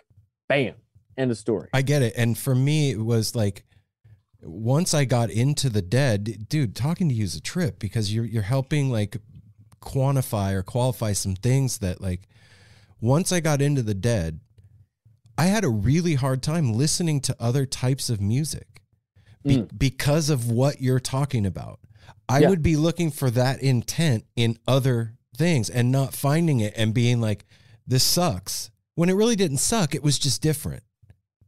Yeah, that's exactly right. And it, obviously I'm on like a journey to like get to the real stuff within me, the real stuff within the music, like always get to the core, the intent, like the reason any of this is happening, and I really feel that way, especially about the Dead. Like, it is very visceral. It's palpable. Like, I can just feel that it's not supposed to be like all these other things which we might love and we cherish. Like, it is supposed to be this fluid, non-specific, feeling of togetherness. That's kind of like what it's supposed to be. Yes. And it's different. And it's not just the music, it's the fucking lyrics too. Robert Hunter is man, dude. It borders on surreal. Yeah. Hunter's shit is surreal. And I love that he never really told anybody else in the band what the hell anything was about. Mm-hmm. You know what I mean? Like the mystery. I fucking love the mystery. You know what I mean? Like, and I like how it, like, I can see the people, but at the same time, I know those people will look different to other people. Like in the stories, there's so much magic in the nuance, and the lyrics. Somehow the lyrics and the music meld together in this way where it's just like, it's just floating on air. I don't really know another way to put it. And that's a great way to put it. And I'm just honestly, I'm grateful that it found me at a time when I needed it the most. What happened? So this is how the whole React thing happened. Okay, perfect. Tie that into, because you were going to talk about that. Yeah. See, you have to have a list of questions. We just go. This is right. It. That's what we do. We don't do lists of questions. No. All what I'm doing is just doodling and writing down the cool shit. I'm just writing down the cool shit that you're saying. That's it. That's all that's going on here. Every time someone sends me an invite to do a podcast or whatever, they're like, all right, I'll send you the questions ahead of time. I was like, no, you won't. Come I on, was like, man. we don't do that. We don't do that. No. We do it live or we don't do it. Yeah. It's about You're in like good you said at the company, man. beginning of it, it's like about truth and authenticity and everything, and truthful and being yourself, not putting on a character. Well, I mean, if you want to know something specific, that's one thing. But to script an entire thing, It's so hard. we're not getting to know you at this point, and it's not fluid. Yeah, I want to know the person. Yeah. That's my whole thing. We're Well, just making friends, man. Dude, exactly.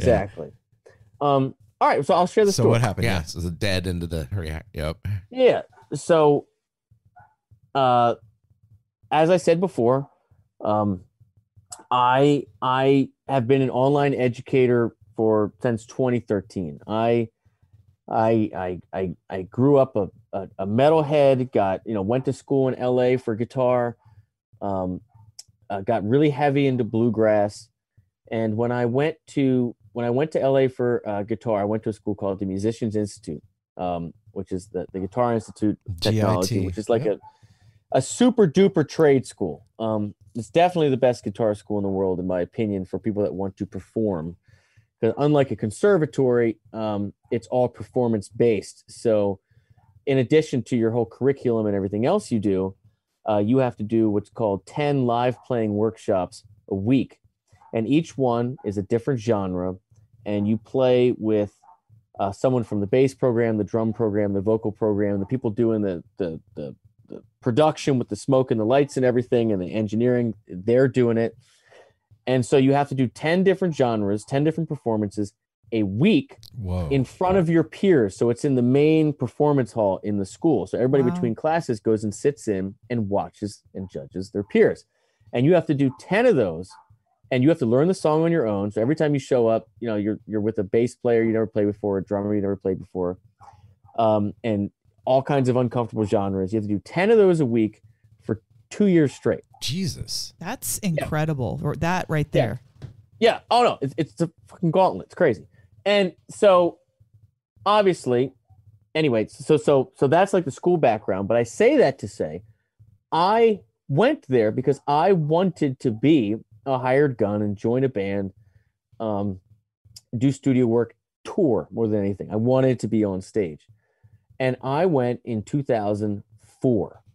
Now in 2004, it was just a ripple in the pond of what Napster had created, the beginning of the demise of the industry, which I think Napster was in like 99, it went down.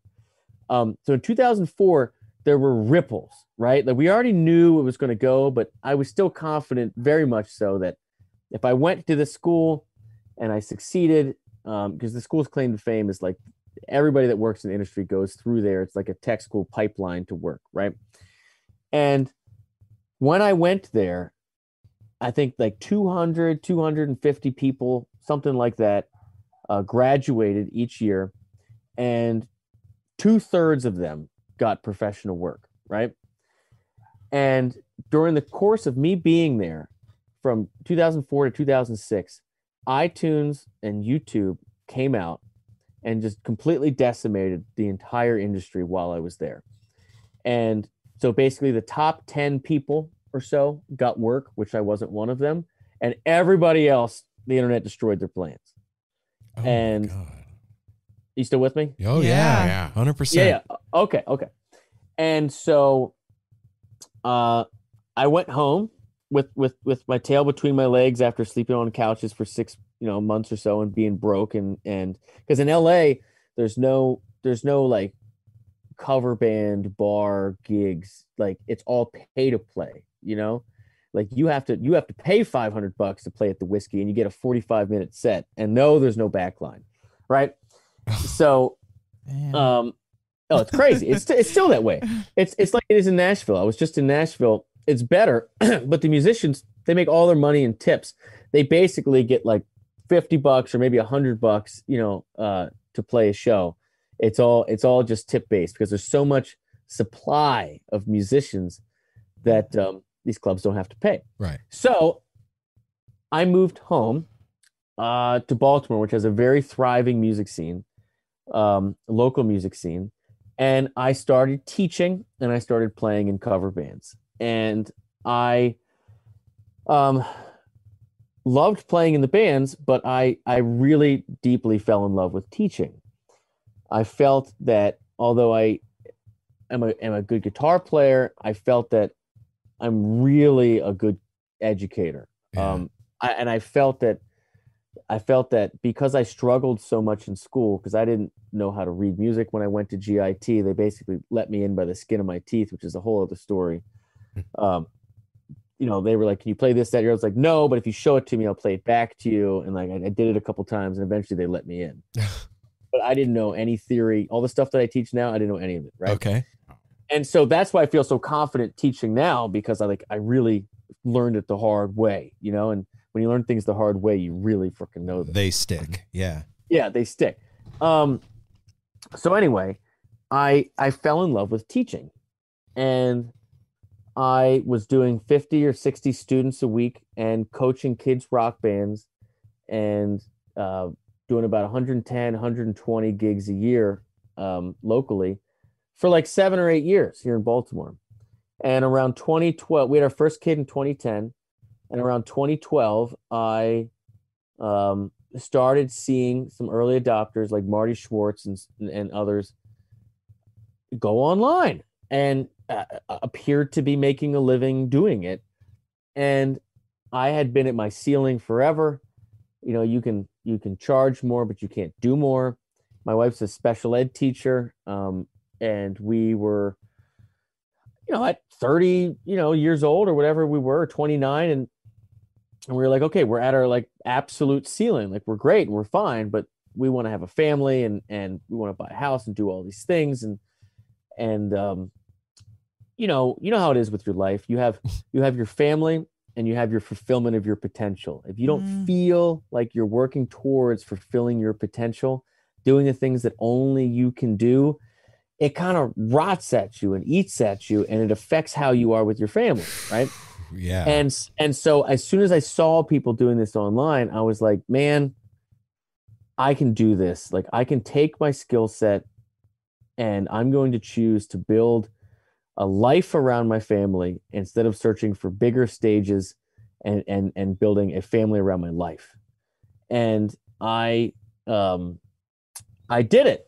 We spent all the money that we had been saving for our first house in 2013 on this website and filming the first courses and everything.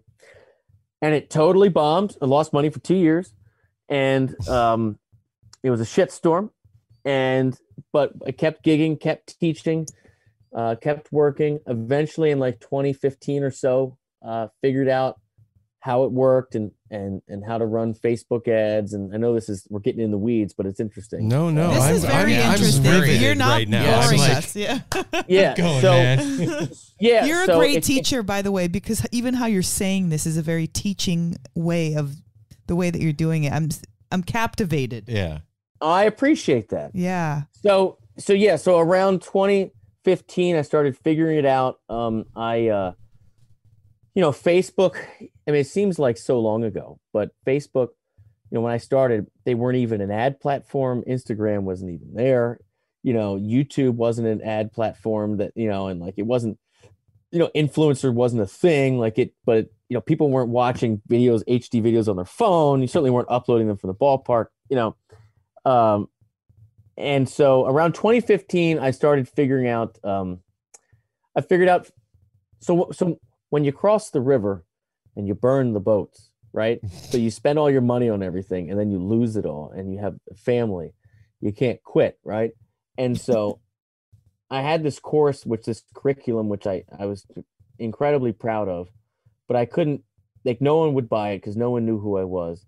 And so when Facebook became an ad platform, it was really cheap in the beginning, and I figured it out. And I put my course on Udemy. Are you guys familiar with Udemy? No. So if you go to Udemy, udemy.com, Udemy is the largest course platform in the world. And before I switched to doing the membership thing on Guitargate, which I do now, I put my course on Udemy and pumped it with Facebook ads. And I believe that course is the number 2 course in music on Udemy. We've sold over 100,000 copies to people in 180 countries or something. Oh, that's so right. Cool. Yeah. It's crazy. So from 2015 to 2018 or so, I did that. Eventually quit the band when I could afford to do it, because I was missing all my kids' baseball games and soccer games and birthdays. Because when you gig over 100 times a year, you miss everything, right? Yeah. And my dad was never around when I was growing up. So as soon as I could afford to not miss the important things in life, I did, you know? So, so then I say all that to say, during this whole period, I had made YouTube videos that did nothing. Like, I mean, minimal impact, because every impact is important, right? Every time you make a connection with somebody, it's valuable and it's important and cherished. But it wasn't something that it never trended. It never it wasn't a thing. It was a thing I kept trying because I knew I was never going to give up, because that's kind of like my mentality, but it never worked, right? It never clicked. And then around 2019, I was totally burnt out. I had been juggling a tremendous amount, working incredibly hard, you know, had again over a dozen courses on the website, and had made so many YouTube videos, and nothing worked on YouTube, and I was burnt out. I actually put the guitar down for like at least 4 or 5 months in early 2019. And I don't know if you've ever done this, Aaron, but you know, you put it down, you pick it up, you put it down, you pick it up, and it's like cycles of life, right? Yes. Even people that do it for a living do that, you know, where it's just like you gotta fall in love with each other. And so I had gotten to a place teaching professionally where, you know, I had enough students and enough success in that realm where it wouldn't affect the ability for me to pay my bills if I didn't play. And I just put it down, and I was just really, I didn't know what I was going to do next. I didn't know what was going to happen. And I swear to God, I didn't play for like 4 or 5 months. And then we had friends of ours, because my wife Annie is a big John Mayer fan, and I had seen Mayer on his solo tour, and he was great and everything. I'm not like the biggest fan of his music, but I'm certainly a fan of his intent and how he approaches things and how good he is at what he decides to do. Like, that's not debatable. But I had never seen him with the Dead or really been into that music. I knew about it, obviously, but it never captured me. But we had friends that were like, listen, we're, you know, Dead and Company's going to, you know, Bristow, Virginia, come with us. And I was like, you know, I don't really feel like going and doing it. You know, and they were like, well, have you seen him with John Mayer? And I was like, wait a minute. John Mayer, wait a minute. John Mayer is playing with Bob Weir, and wait a minute. Why is somebody, because my mind went straight to this. I was like, why is somebody who is selling out their own arenas, yes, on their own headline tours, hiring their own musicians with an entire crew to support, taking 30 days off a year to be a hired gun, to take a massive pay cut, and to put everybody that he employs on the shelf? I was like, oh, what the? I never who the thought fuck of does that? I did think about that. I'm glad cover you're band. saying this. I was like, who? I was thinking to myself, is there anybody else that is at that stature that has chosen to do something this crazy? I was like, no, I can't think of a single example, right? Because these guys that have these big headline tours, I mean, they have staff of like 60. Yeah. You know, Wow. like, and you're like, okay, no, I'm gonna go and play in a cover band, like, and you guys are gonna stay home for 30 days, you know, this whole tour, and I'm gonna make like nothing compared to what I would if I was selling my own arena. Who does that? And I was like, it's it's got to be because of the music, because that's the only thing that would make sense. I was like, sure, I'll go, right? And I went, and it just fucking clicked, man. It was the right time. It was the right place. I was in the right mindset. I hadn't played guitar in months. I had seen him before, and I saw him play with a joy that I hadn't seen him play with in his solo stuff. And the way he was singing the lyrics seemed like he almost believed them more than the ones he wrote. Whoa. And his entire sound was different. Like I knew that, you know, he started reaching out to Paul Reed Smith, who obviously is the sponsor of me and my site. And that's a whole nother story. And so I was intrigued, and I was just like, this is like clean and pure, and it's just like amazing. And I was, and the way that he played is very different than his other stuff. His background is Stevie Ray Vaughan. It's key centered blues based stuff with a heavy emphasis on his own vocal melody, right? And I'm hearing him play through the changes and do those Jerry like chromatic, you know, things to connect, you know, all the different, you know, functions of the chords, right? The three functions. And I'm just like, there's something to this. And at the moment I realized that, my wife looks over to me and she goes, Michael, look around. Have you ever seen so many happy people in one place? Aww. And I was like, I looked around, I was like, no, I actually don't. No, I haven't. I actually don't think so. And so we were both hooked. Oh, And so She liked that version of John Mayer? likes it more. Yeah. Wow. Whoa. Likes it more. So much so that we're even going to Playing in the Sand. Oh, in shit. January. Yeah. Yeah, Oh. dude. So psyched. who's watching the kids? Well, You don't know yet? we're gonna have to call in reinforcements for that one. Yeah, you are. We're gonna have to fly in some ants or something. From Michigan and Florida. I don't know. know.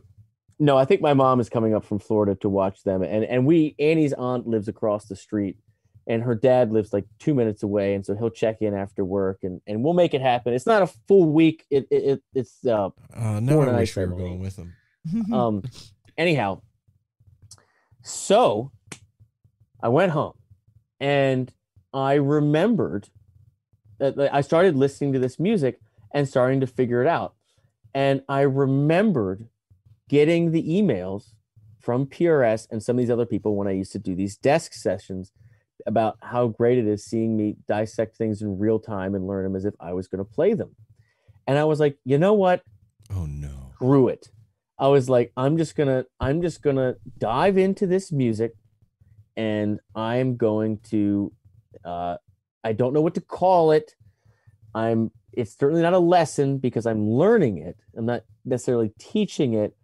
And I was poking around on the internet, and I stumbled across this React thing is like a YouTube term. It's like a viral term that works. And I was like, well, it is a reaction. It is educational. I don't know. I don't really feel great about the title, but fuck it. We'll just make reacts in all caps and we'll go with it. And I think the first one I did was Dead and Company. They love each other. And I sprinkled in a couple other ones, different other genres to start with. I think I did a Wolfpack, and I did like some crazy Japanese band or whatever, and it just exploded. And that's the story. So like, and then obviously, you guys know this. Good people know good people. Mhm. People that like good music That's true. know about more good music. Mhm. And so like, you like this, oh, you'll like that. You like this, you'll like that. And it just kept going and kept going. And so it's like this crazy thing where I went to school to be a player. The internet ruined my plans, for lack of a better term. Fell in love with education, chose the internet so that I could do it scalably around my family, then got burnt out, and then the internet gave me this rebirth and reconnected the whole thing. And now, like with the Umphrey's thing, now it has like made that full circle connection where that whole process has got me live like again. back on stage. Wow. Man. How fucking cool was that? Michael, check this. I had no That's fucking dope. Yeah. Applause. Holy shit. I had no fucking idea about, obviously, about any of that. I just saw your videos, wanted to get to know you. That was it. Yeah, we go deep here, man. I'll tell you what, man, that is not an uncommon story. The pieces of the story are uncommon, but the journey is, you could plug in some different things and be talking about this right here. Really? For real, for real. Like Mel and I looked at each other as you were talking, gave each other a look like, holy shit. Well, I mean, it's uncanny. Well, tell me about that. Tell me. Well, just like what you were saying, I wrote it down, like that whole aspect of re-falling in love with each other. Okay. Like so important. So important. It's not just for your instrument. It's for your companion. It's for a million things. Even your own kids. Sometimes, I mean, our kids are 26 and 19. We love them, but sometimes it gets stale. Like you have to reintroduce yourself as a parent. Like, you know, when they're 10, they're totally different when they're 17. When they're 15, they're totally different when they're a mom and they're 26 years old. So that concept of re-falling in love, and us moving out of Vegas about 5 years ago and reestablishing ourselves, I took on an entire new field of work. Aaron stayed in the same field, but created this show because it was about like reestablishing yourself and bringing in a new aeon of your life. But here's the thing though, like to draw the correlation for you. So we're living in Vegas, had been there for years, raised our family there. I went to my first Dead show in '89 and went on tour like a month after my first show. I went and bought a school bus. I was like, I want to know everything about this. I don't want to leave ever. And so, you know, fast forward a few years, I meet Mel.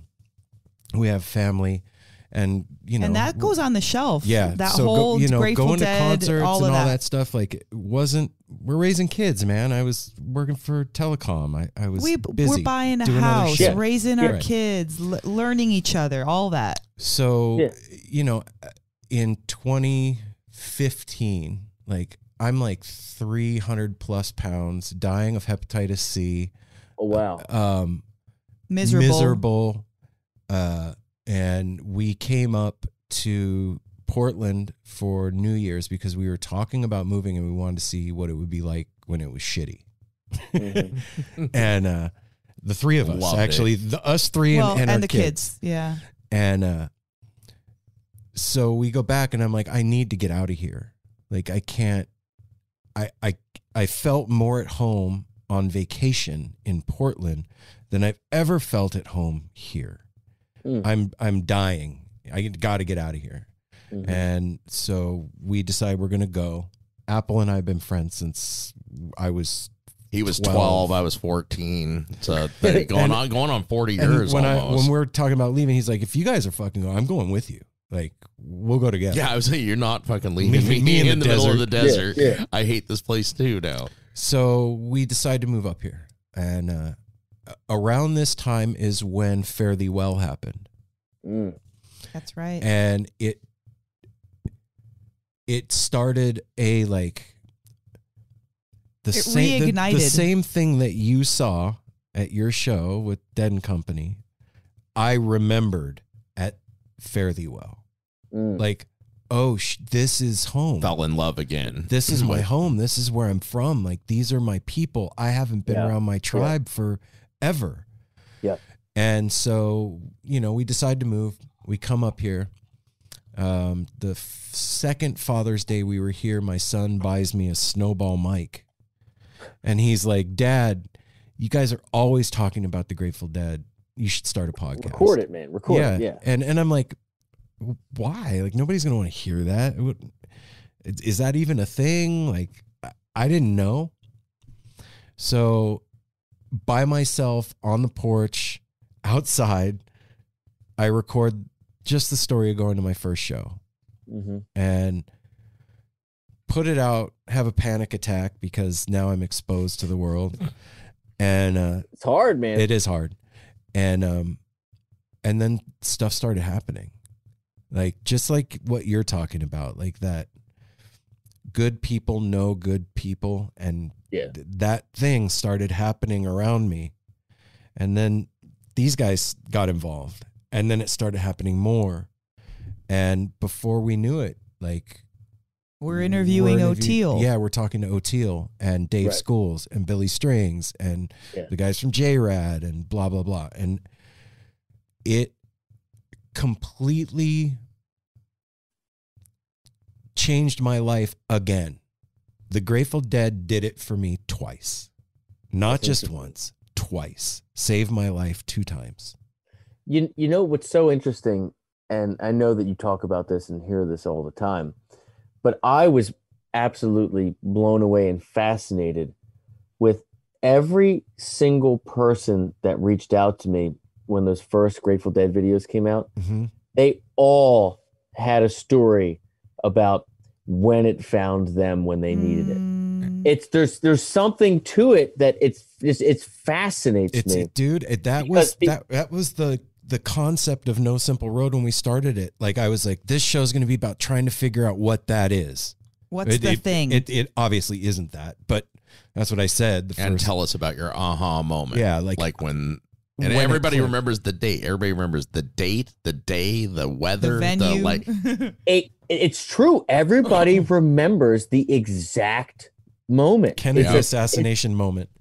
It's a thing. And honestly, if I were to guess what's at the root of it, I mean, I can say for certain for me, it was when I was ready. It was when I was ready to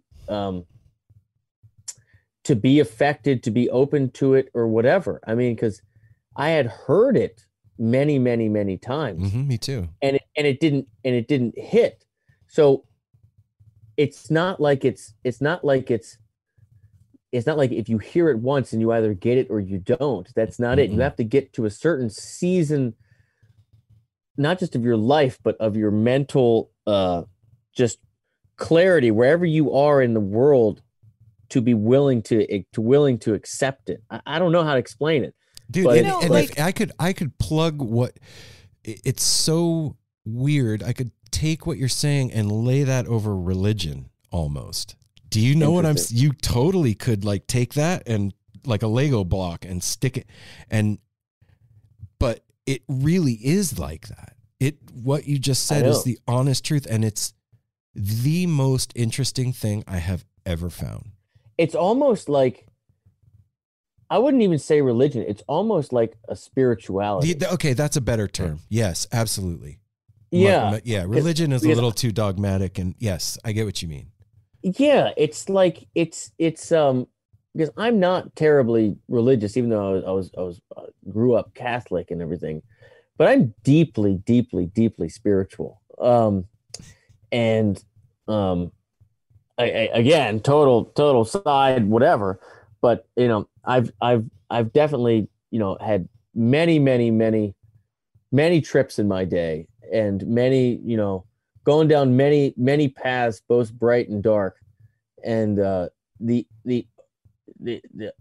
overwhelming feeling of togetherness and oneness, and that we all have more in common than we don't, is the pervasive feeling that I have when I think of spirituality, and that it's like a musical form of that.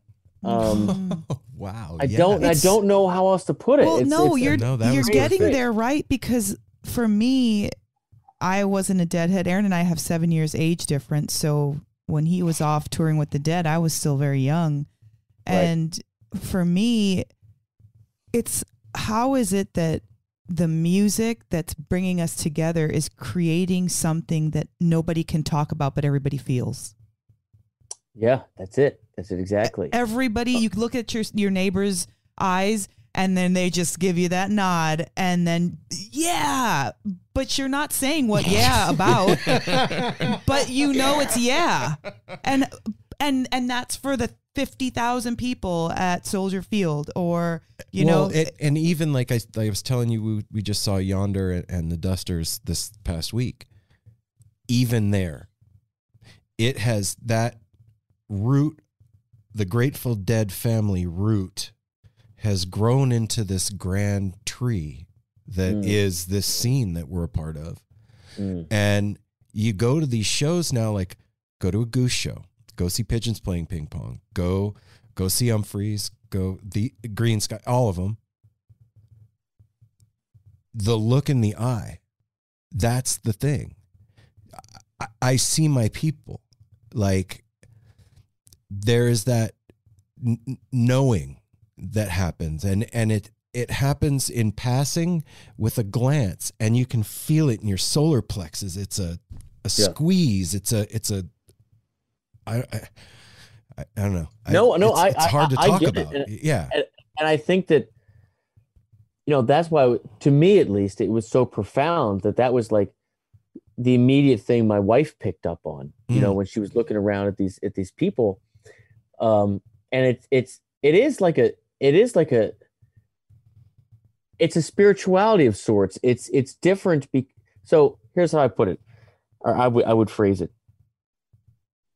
When you like certain kinds of music, right? Some kinds of music tell you more about the other people that like it than others. And generally speaking, when you like, you know, if you go to a, you know, whoever is popular now, you know, like some, you know, whatever it is, like a Kendrick Lamar show or whatever it is, you know what I mean? Or it really doesn't matter. But the point is that there's something about this particular type of music that if you get it, you really, really feel like you know a great deal about the other people that get it. You know what I mean? Like you feel like you have a lot of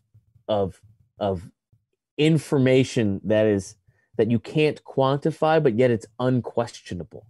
You know what I mean? Do you feel like you're feel it. Going to a concert with a family if you go to a Kendrick Lamar show? Do you know what I'm saying? Like it's the family of Kendrick Lamar fans? No. But if you go to the Dead, it's family.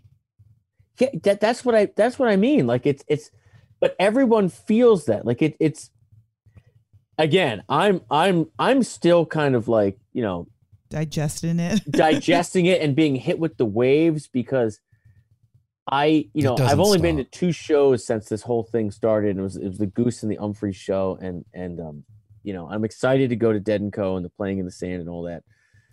But just the overwhelming sincerity with which that I've been met with, like when I've encountered people at these shows, it's just crazy. It's so overwhelmingly positive and kind and warm and humble and welcoming and encouraging. And it's just like, God damn, why have I been hanging out with so many negative people for so long? You know what I mean? Wow, man. Yes. This is where I'm supposed to be. This is where I'm supposed to be. My people. So we're at a show one time and we're here in Portland and it wasn't a Dead show, but it was a Dead family centric show. And I was having a little bit of a rough go at first and I'm sitting down on the floor amidst everybody's legs. Puking in the trash can. Puking like a lady in the trash can.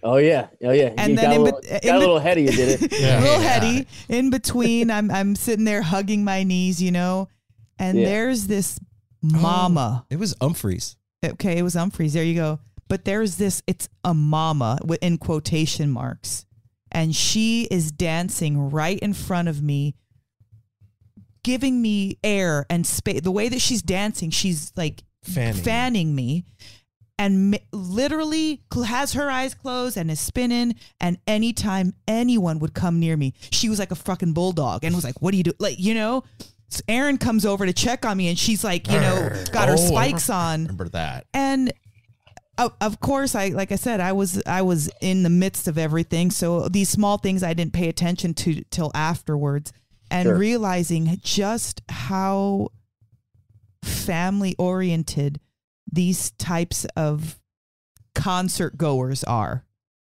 Yeah, those types of things didn't happen at the Ozfest I went to back in the day. No, it doesn't happen at other shows. It really doesn't. And I've not experienced that until I had this. So yeah, what we're saying, that the unexplainable, but it's real, and it feels fucking great to be around. It's beautiful, man. And now I'm so stoked to go. So stoked. What one moment of like these, like me and Aaron have been friends our whole life, and we saw, you know, Jerry and this and that, but I can still remember, I know they still do, when Mel, after a few shows under her belt, she's like, okay, this is fun. I see why you guys like it.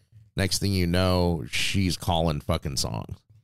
And Aaron, like, we're at a show, and she was like called the next song, and Aaron like turns to me, not to make a big deal of it, like taps me on the shoulder, like, fucking see that? She just called and it was unspoken. He didn't say, he just tapped me. We made that eye contact, and we're like, oh shit, it's on. Mel is totally on the bus. Here we go. Yeah, it's really an amazing journey, the whole thing. And like I said, your story arc is your own, but the overarching themes are the hero's journey that can be plugged in anywhere, a lot of places in the Grateful Dead family, and the jam scene too. It's just unbelievable. It's a trip, man. It's a really amazing thing. Wow. Yeah. It's true. It blows my mind. Yeah. Like how unique it is to each of us, but yet shared. Yeah. And that's the whole, like, the essence to not fade away. Do you know what I'm saying? Like that whole thing, that's it right there. Because your life is going to continue until it doesn't anymore. And that doesn't fade away. And that's a real thing. And that love that you feel around you is real. That thing is real. That thing that your wife picked up on is real. You know what I'm saying? And it doesn't go away. It's Dead started playing, 65? Like, we're in 2021, man.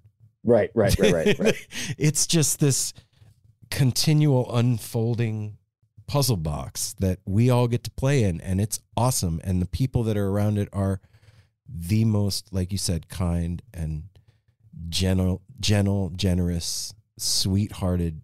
For the most part, there's some wing nuts. Yeah, come on. There's wing nuts in everywhere we go. Yeah. Everywhere we go. This has made me want to pick my guitar back up. Wow. Good. That's the whole point, man. For Michael, real. thank you. Wow. I didn't know what we were in for, to be honest. I had no I idea. had a But idea. Your teaching shines through in every word that you say. Mm-hmm. Every word that you say is an opportunity to learn, and I love that. I love to learn. I love your vibe, your stories. I'm so appreciative that you spent this much time with us with 4 kids. Thank you so much, man. Oh, no, it is absolutely my pleasure. I mean, this is the, my wife and I are educators, and I've been a lifelong musician, and this is my life's work. And, life is, especially music, is supposed to be shared. And so this is what I want to do. And I'm so glad that, you guys appreciate what I do and Okay, invited me on your absolutely. show. Oh, yeah. And it's just, I hope it's not the Where- last time. yeah, Seriously. no, I really sucks do. you live all the way out there, man. I'd like to have you over for dinner. dude, I'd love it, man. I'd love it. You ever come to the East Coast? Let me know. We Okay. got plans. We in got the plans. future to Yeah, be we're making talking it about going around. on the road here pretty soon. So, No, Are you? mm-hmm. I got two questions. I got, first of all, as a single Go for it. guy with no kids and everything, you have 4 boys. Are you and your wife gonna like make a full baseball team? Are you going for more kids? You got 4. You're heading that direction. We are not going for more, but I will say that I've scheduled 2 vasectomies, which I've chickened out on. I woke up that day and went to go get in the car, and I said, "Fuck it, I'm not going there. I'm just going to work. I'm just going to work." Right So- on, man. So we're gonna stick to practicing. We're not trying There to.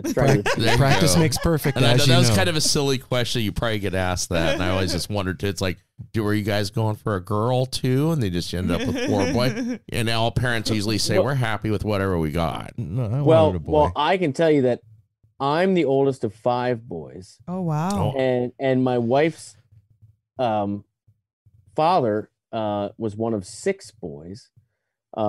My dad only has brothers.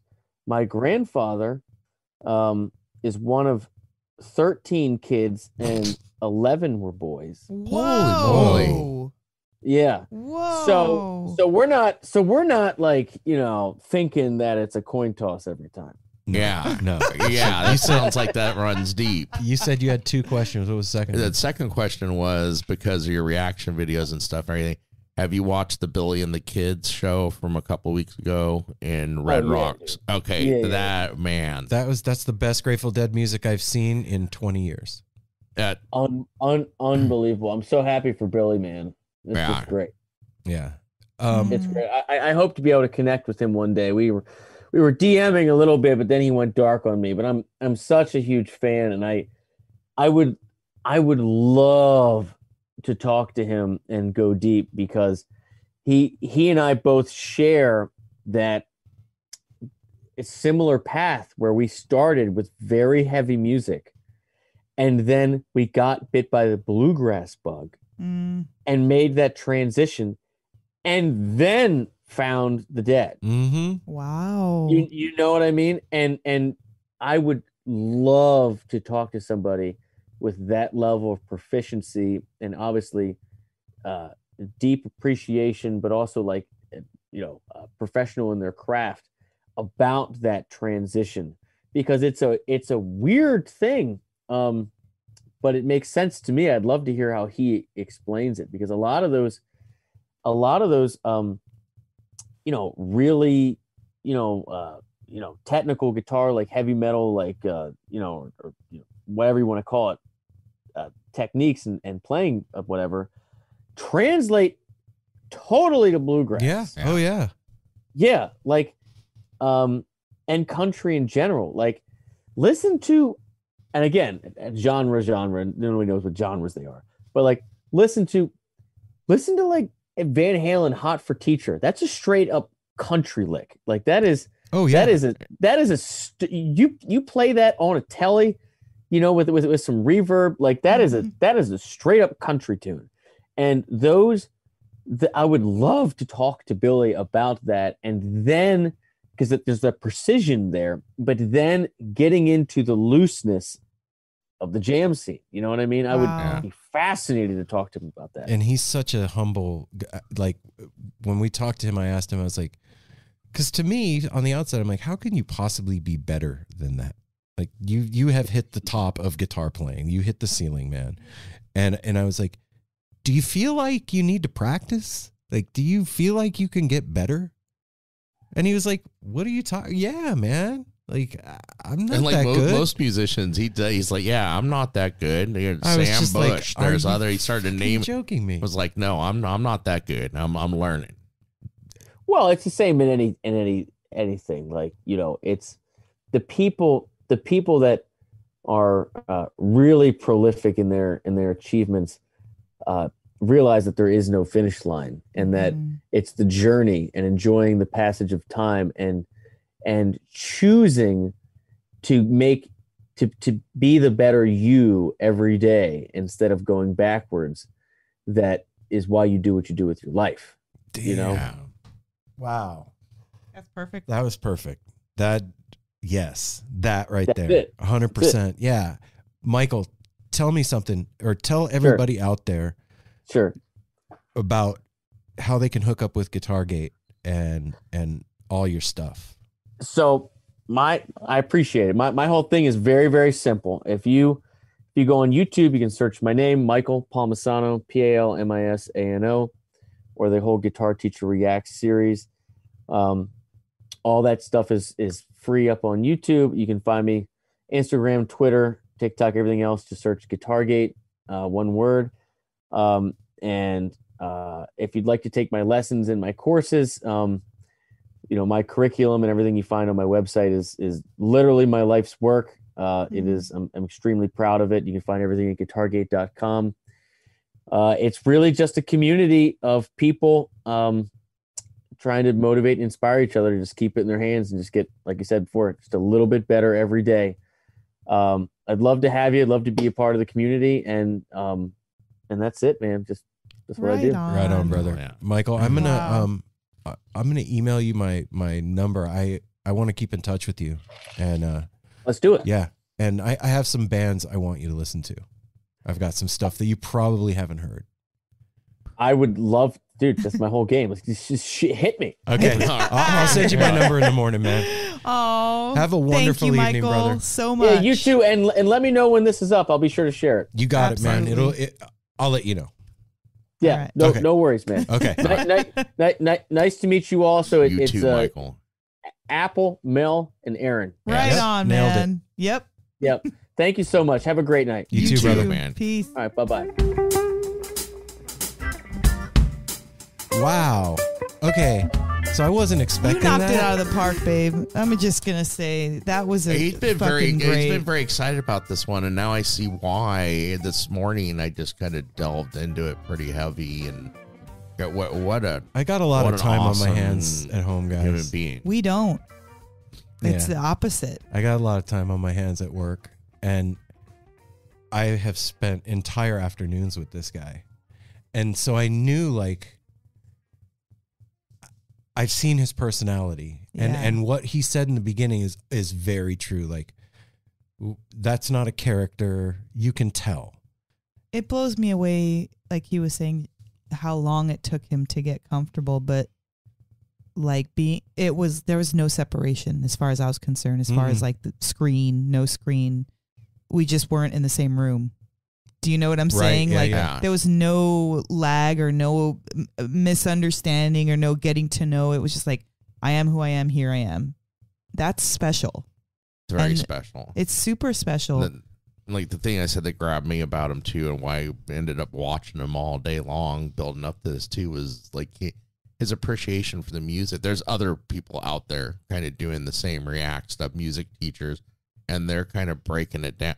They're kind of, well, not ruining the magic trick or something, but they're making it sound like, oh, anybody can do this. They break it down. Now he's not. He's like appreciates everybody So he's full of watching gratitude. and breaks it down. And then the way he does it, he's so happy, so excited.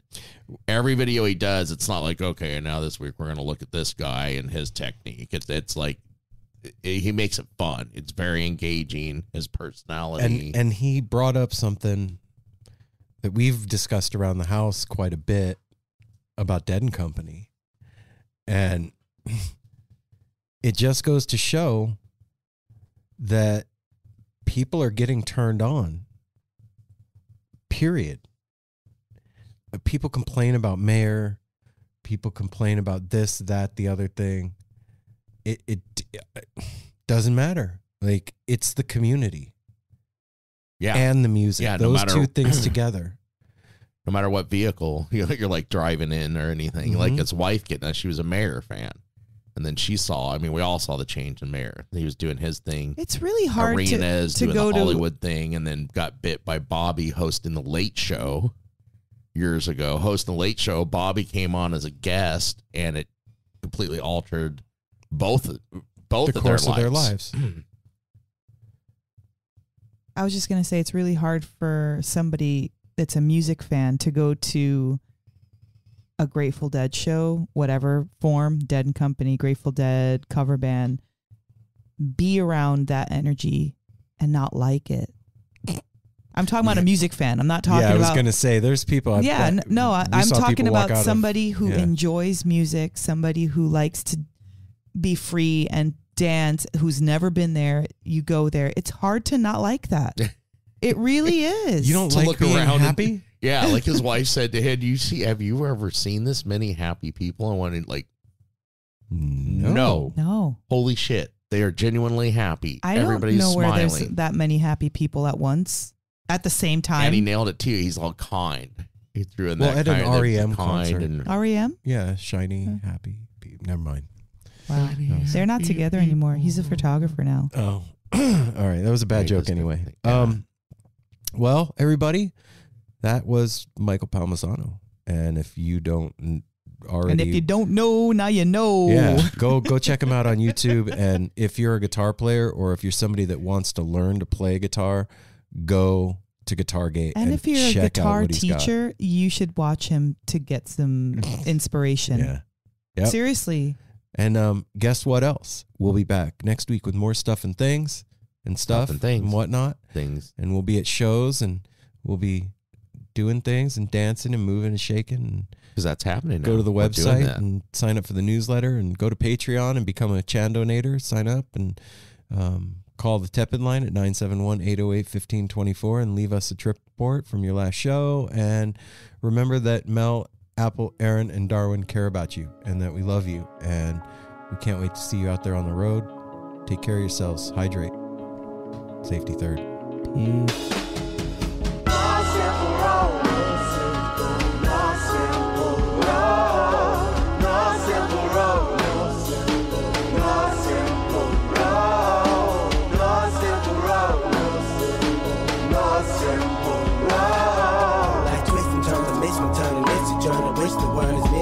But it's a burden. Family needs has been deferred, and hella means been the earth, and alchemy can bring the birth, the melody of a newborn. So persistent, so resistant, so insistent, so commitment, so resilient, or haven't you learned it? One simple road.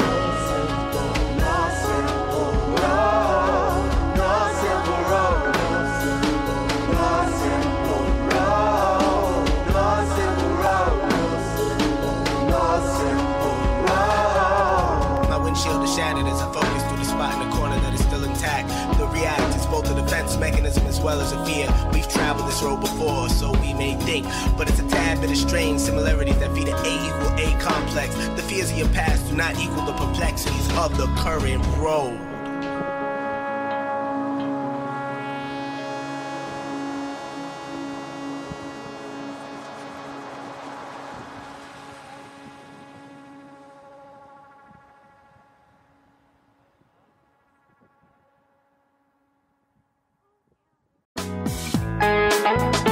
Hey listeners, I want to tell you about the April-May 2023 issue of Relics magazine. Features a Dave Matthews Band cover story with additional articles and interviews with The National, Graham Nash, Wayne Shorter, ALO, Ivan Neville, our friend Eric Krasno and Stanton Moore, Marty Stewart, and much more. Check out the latest version of Relics and subscribe now at relics.com/DMB. Thanks, Relics.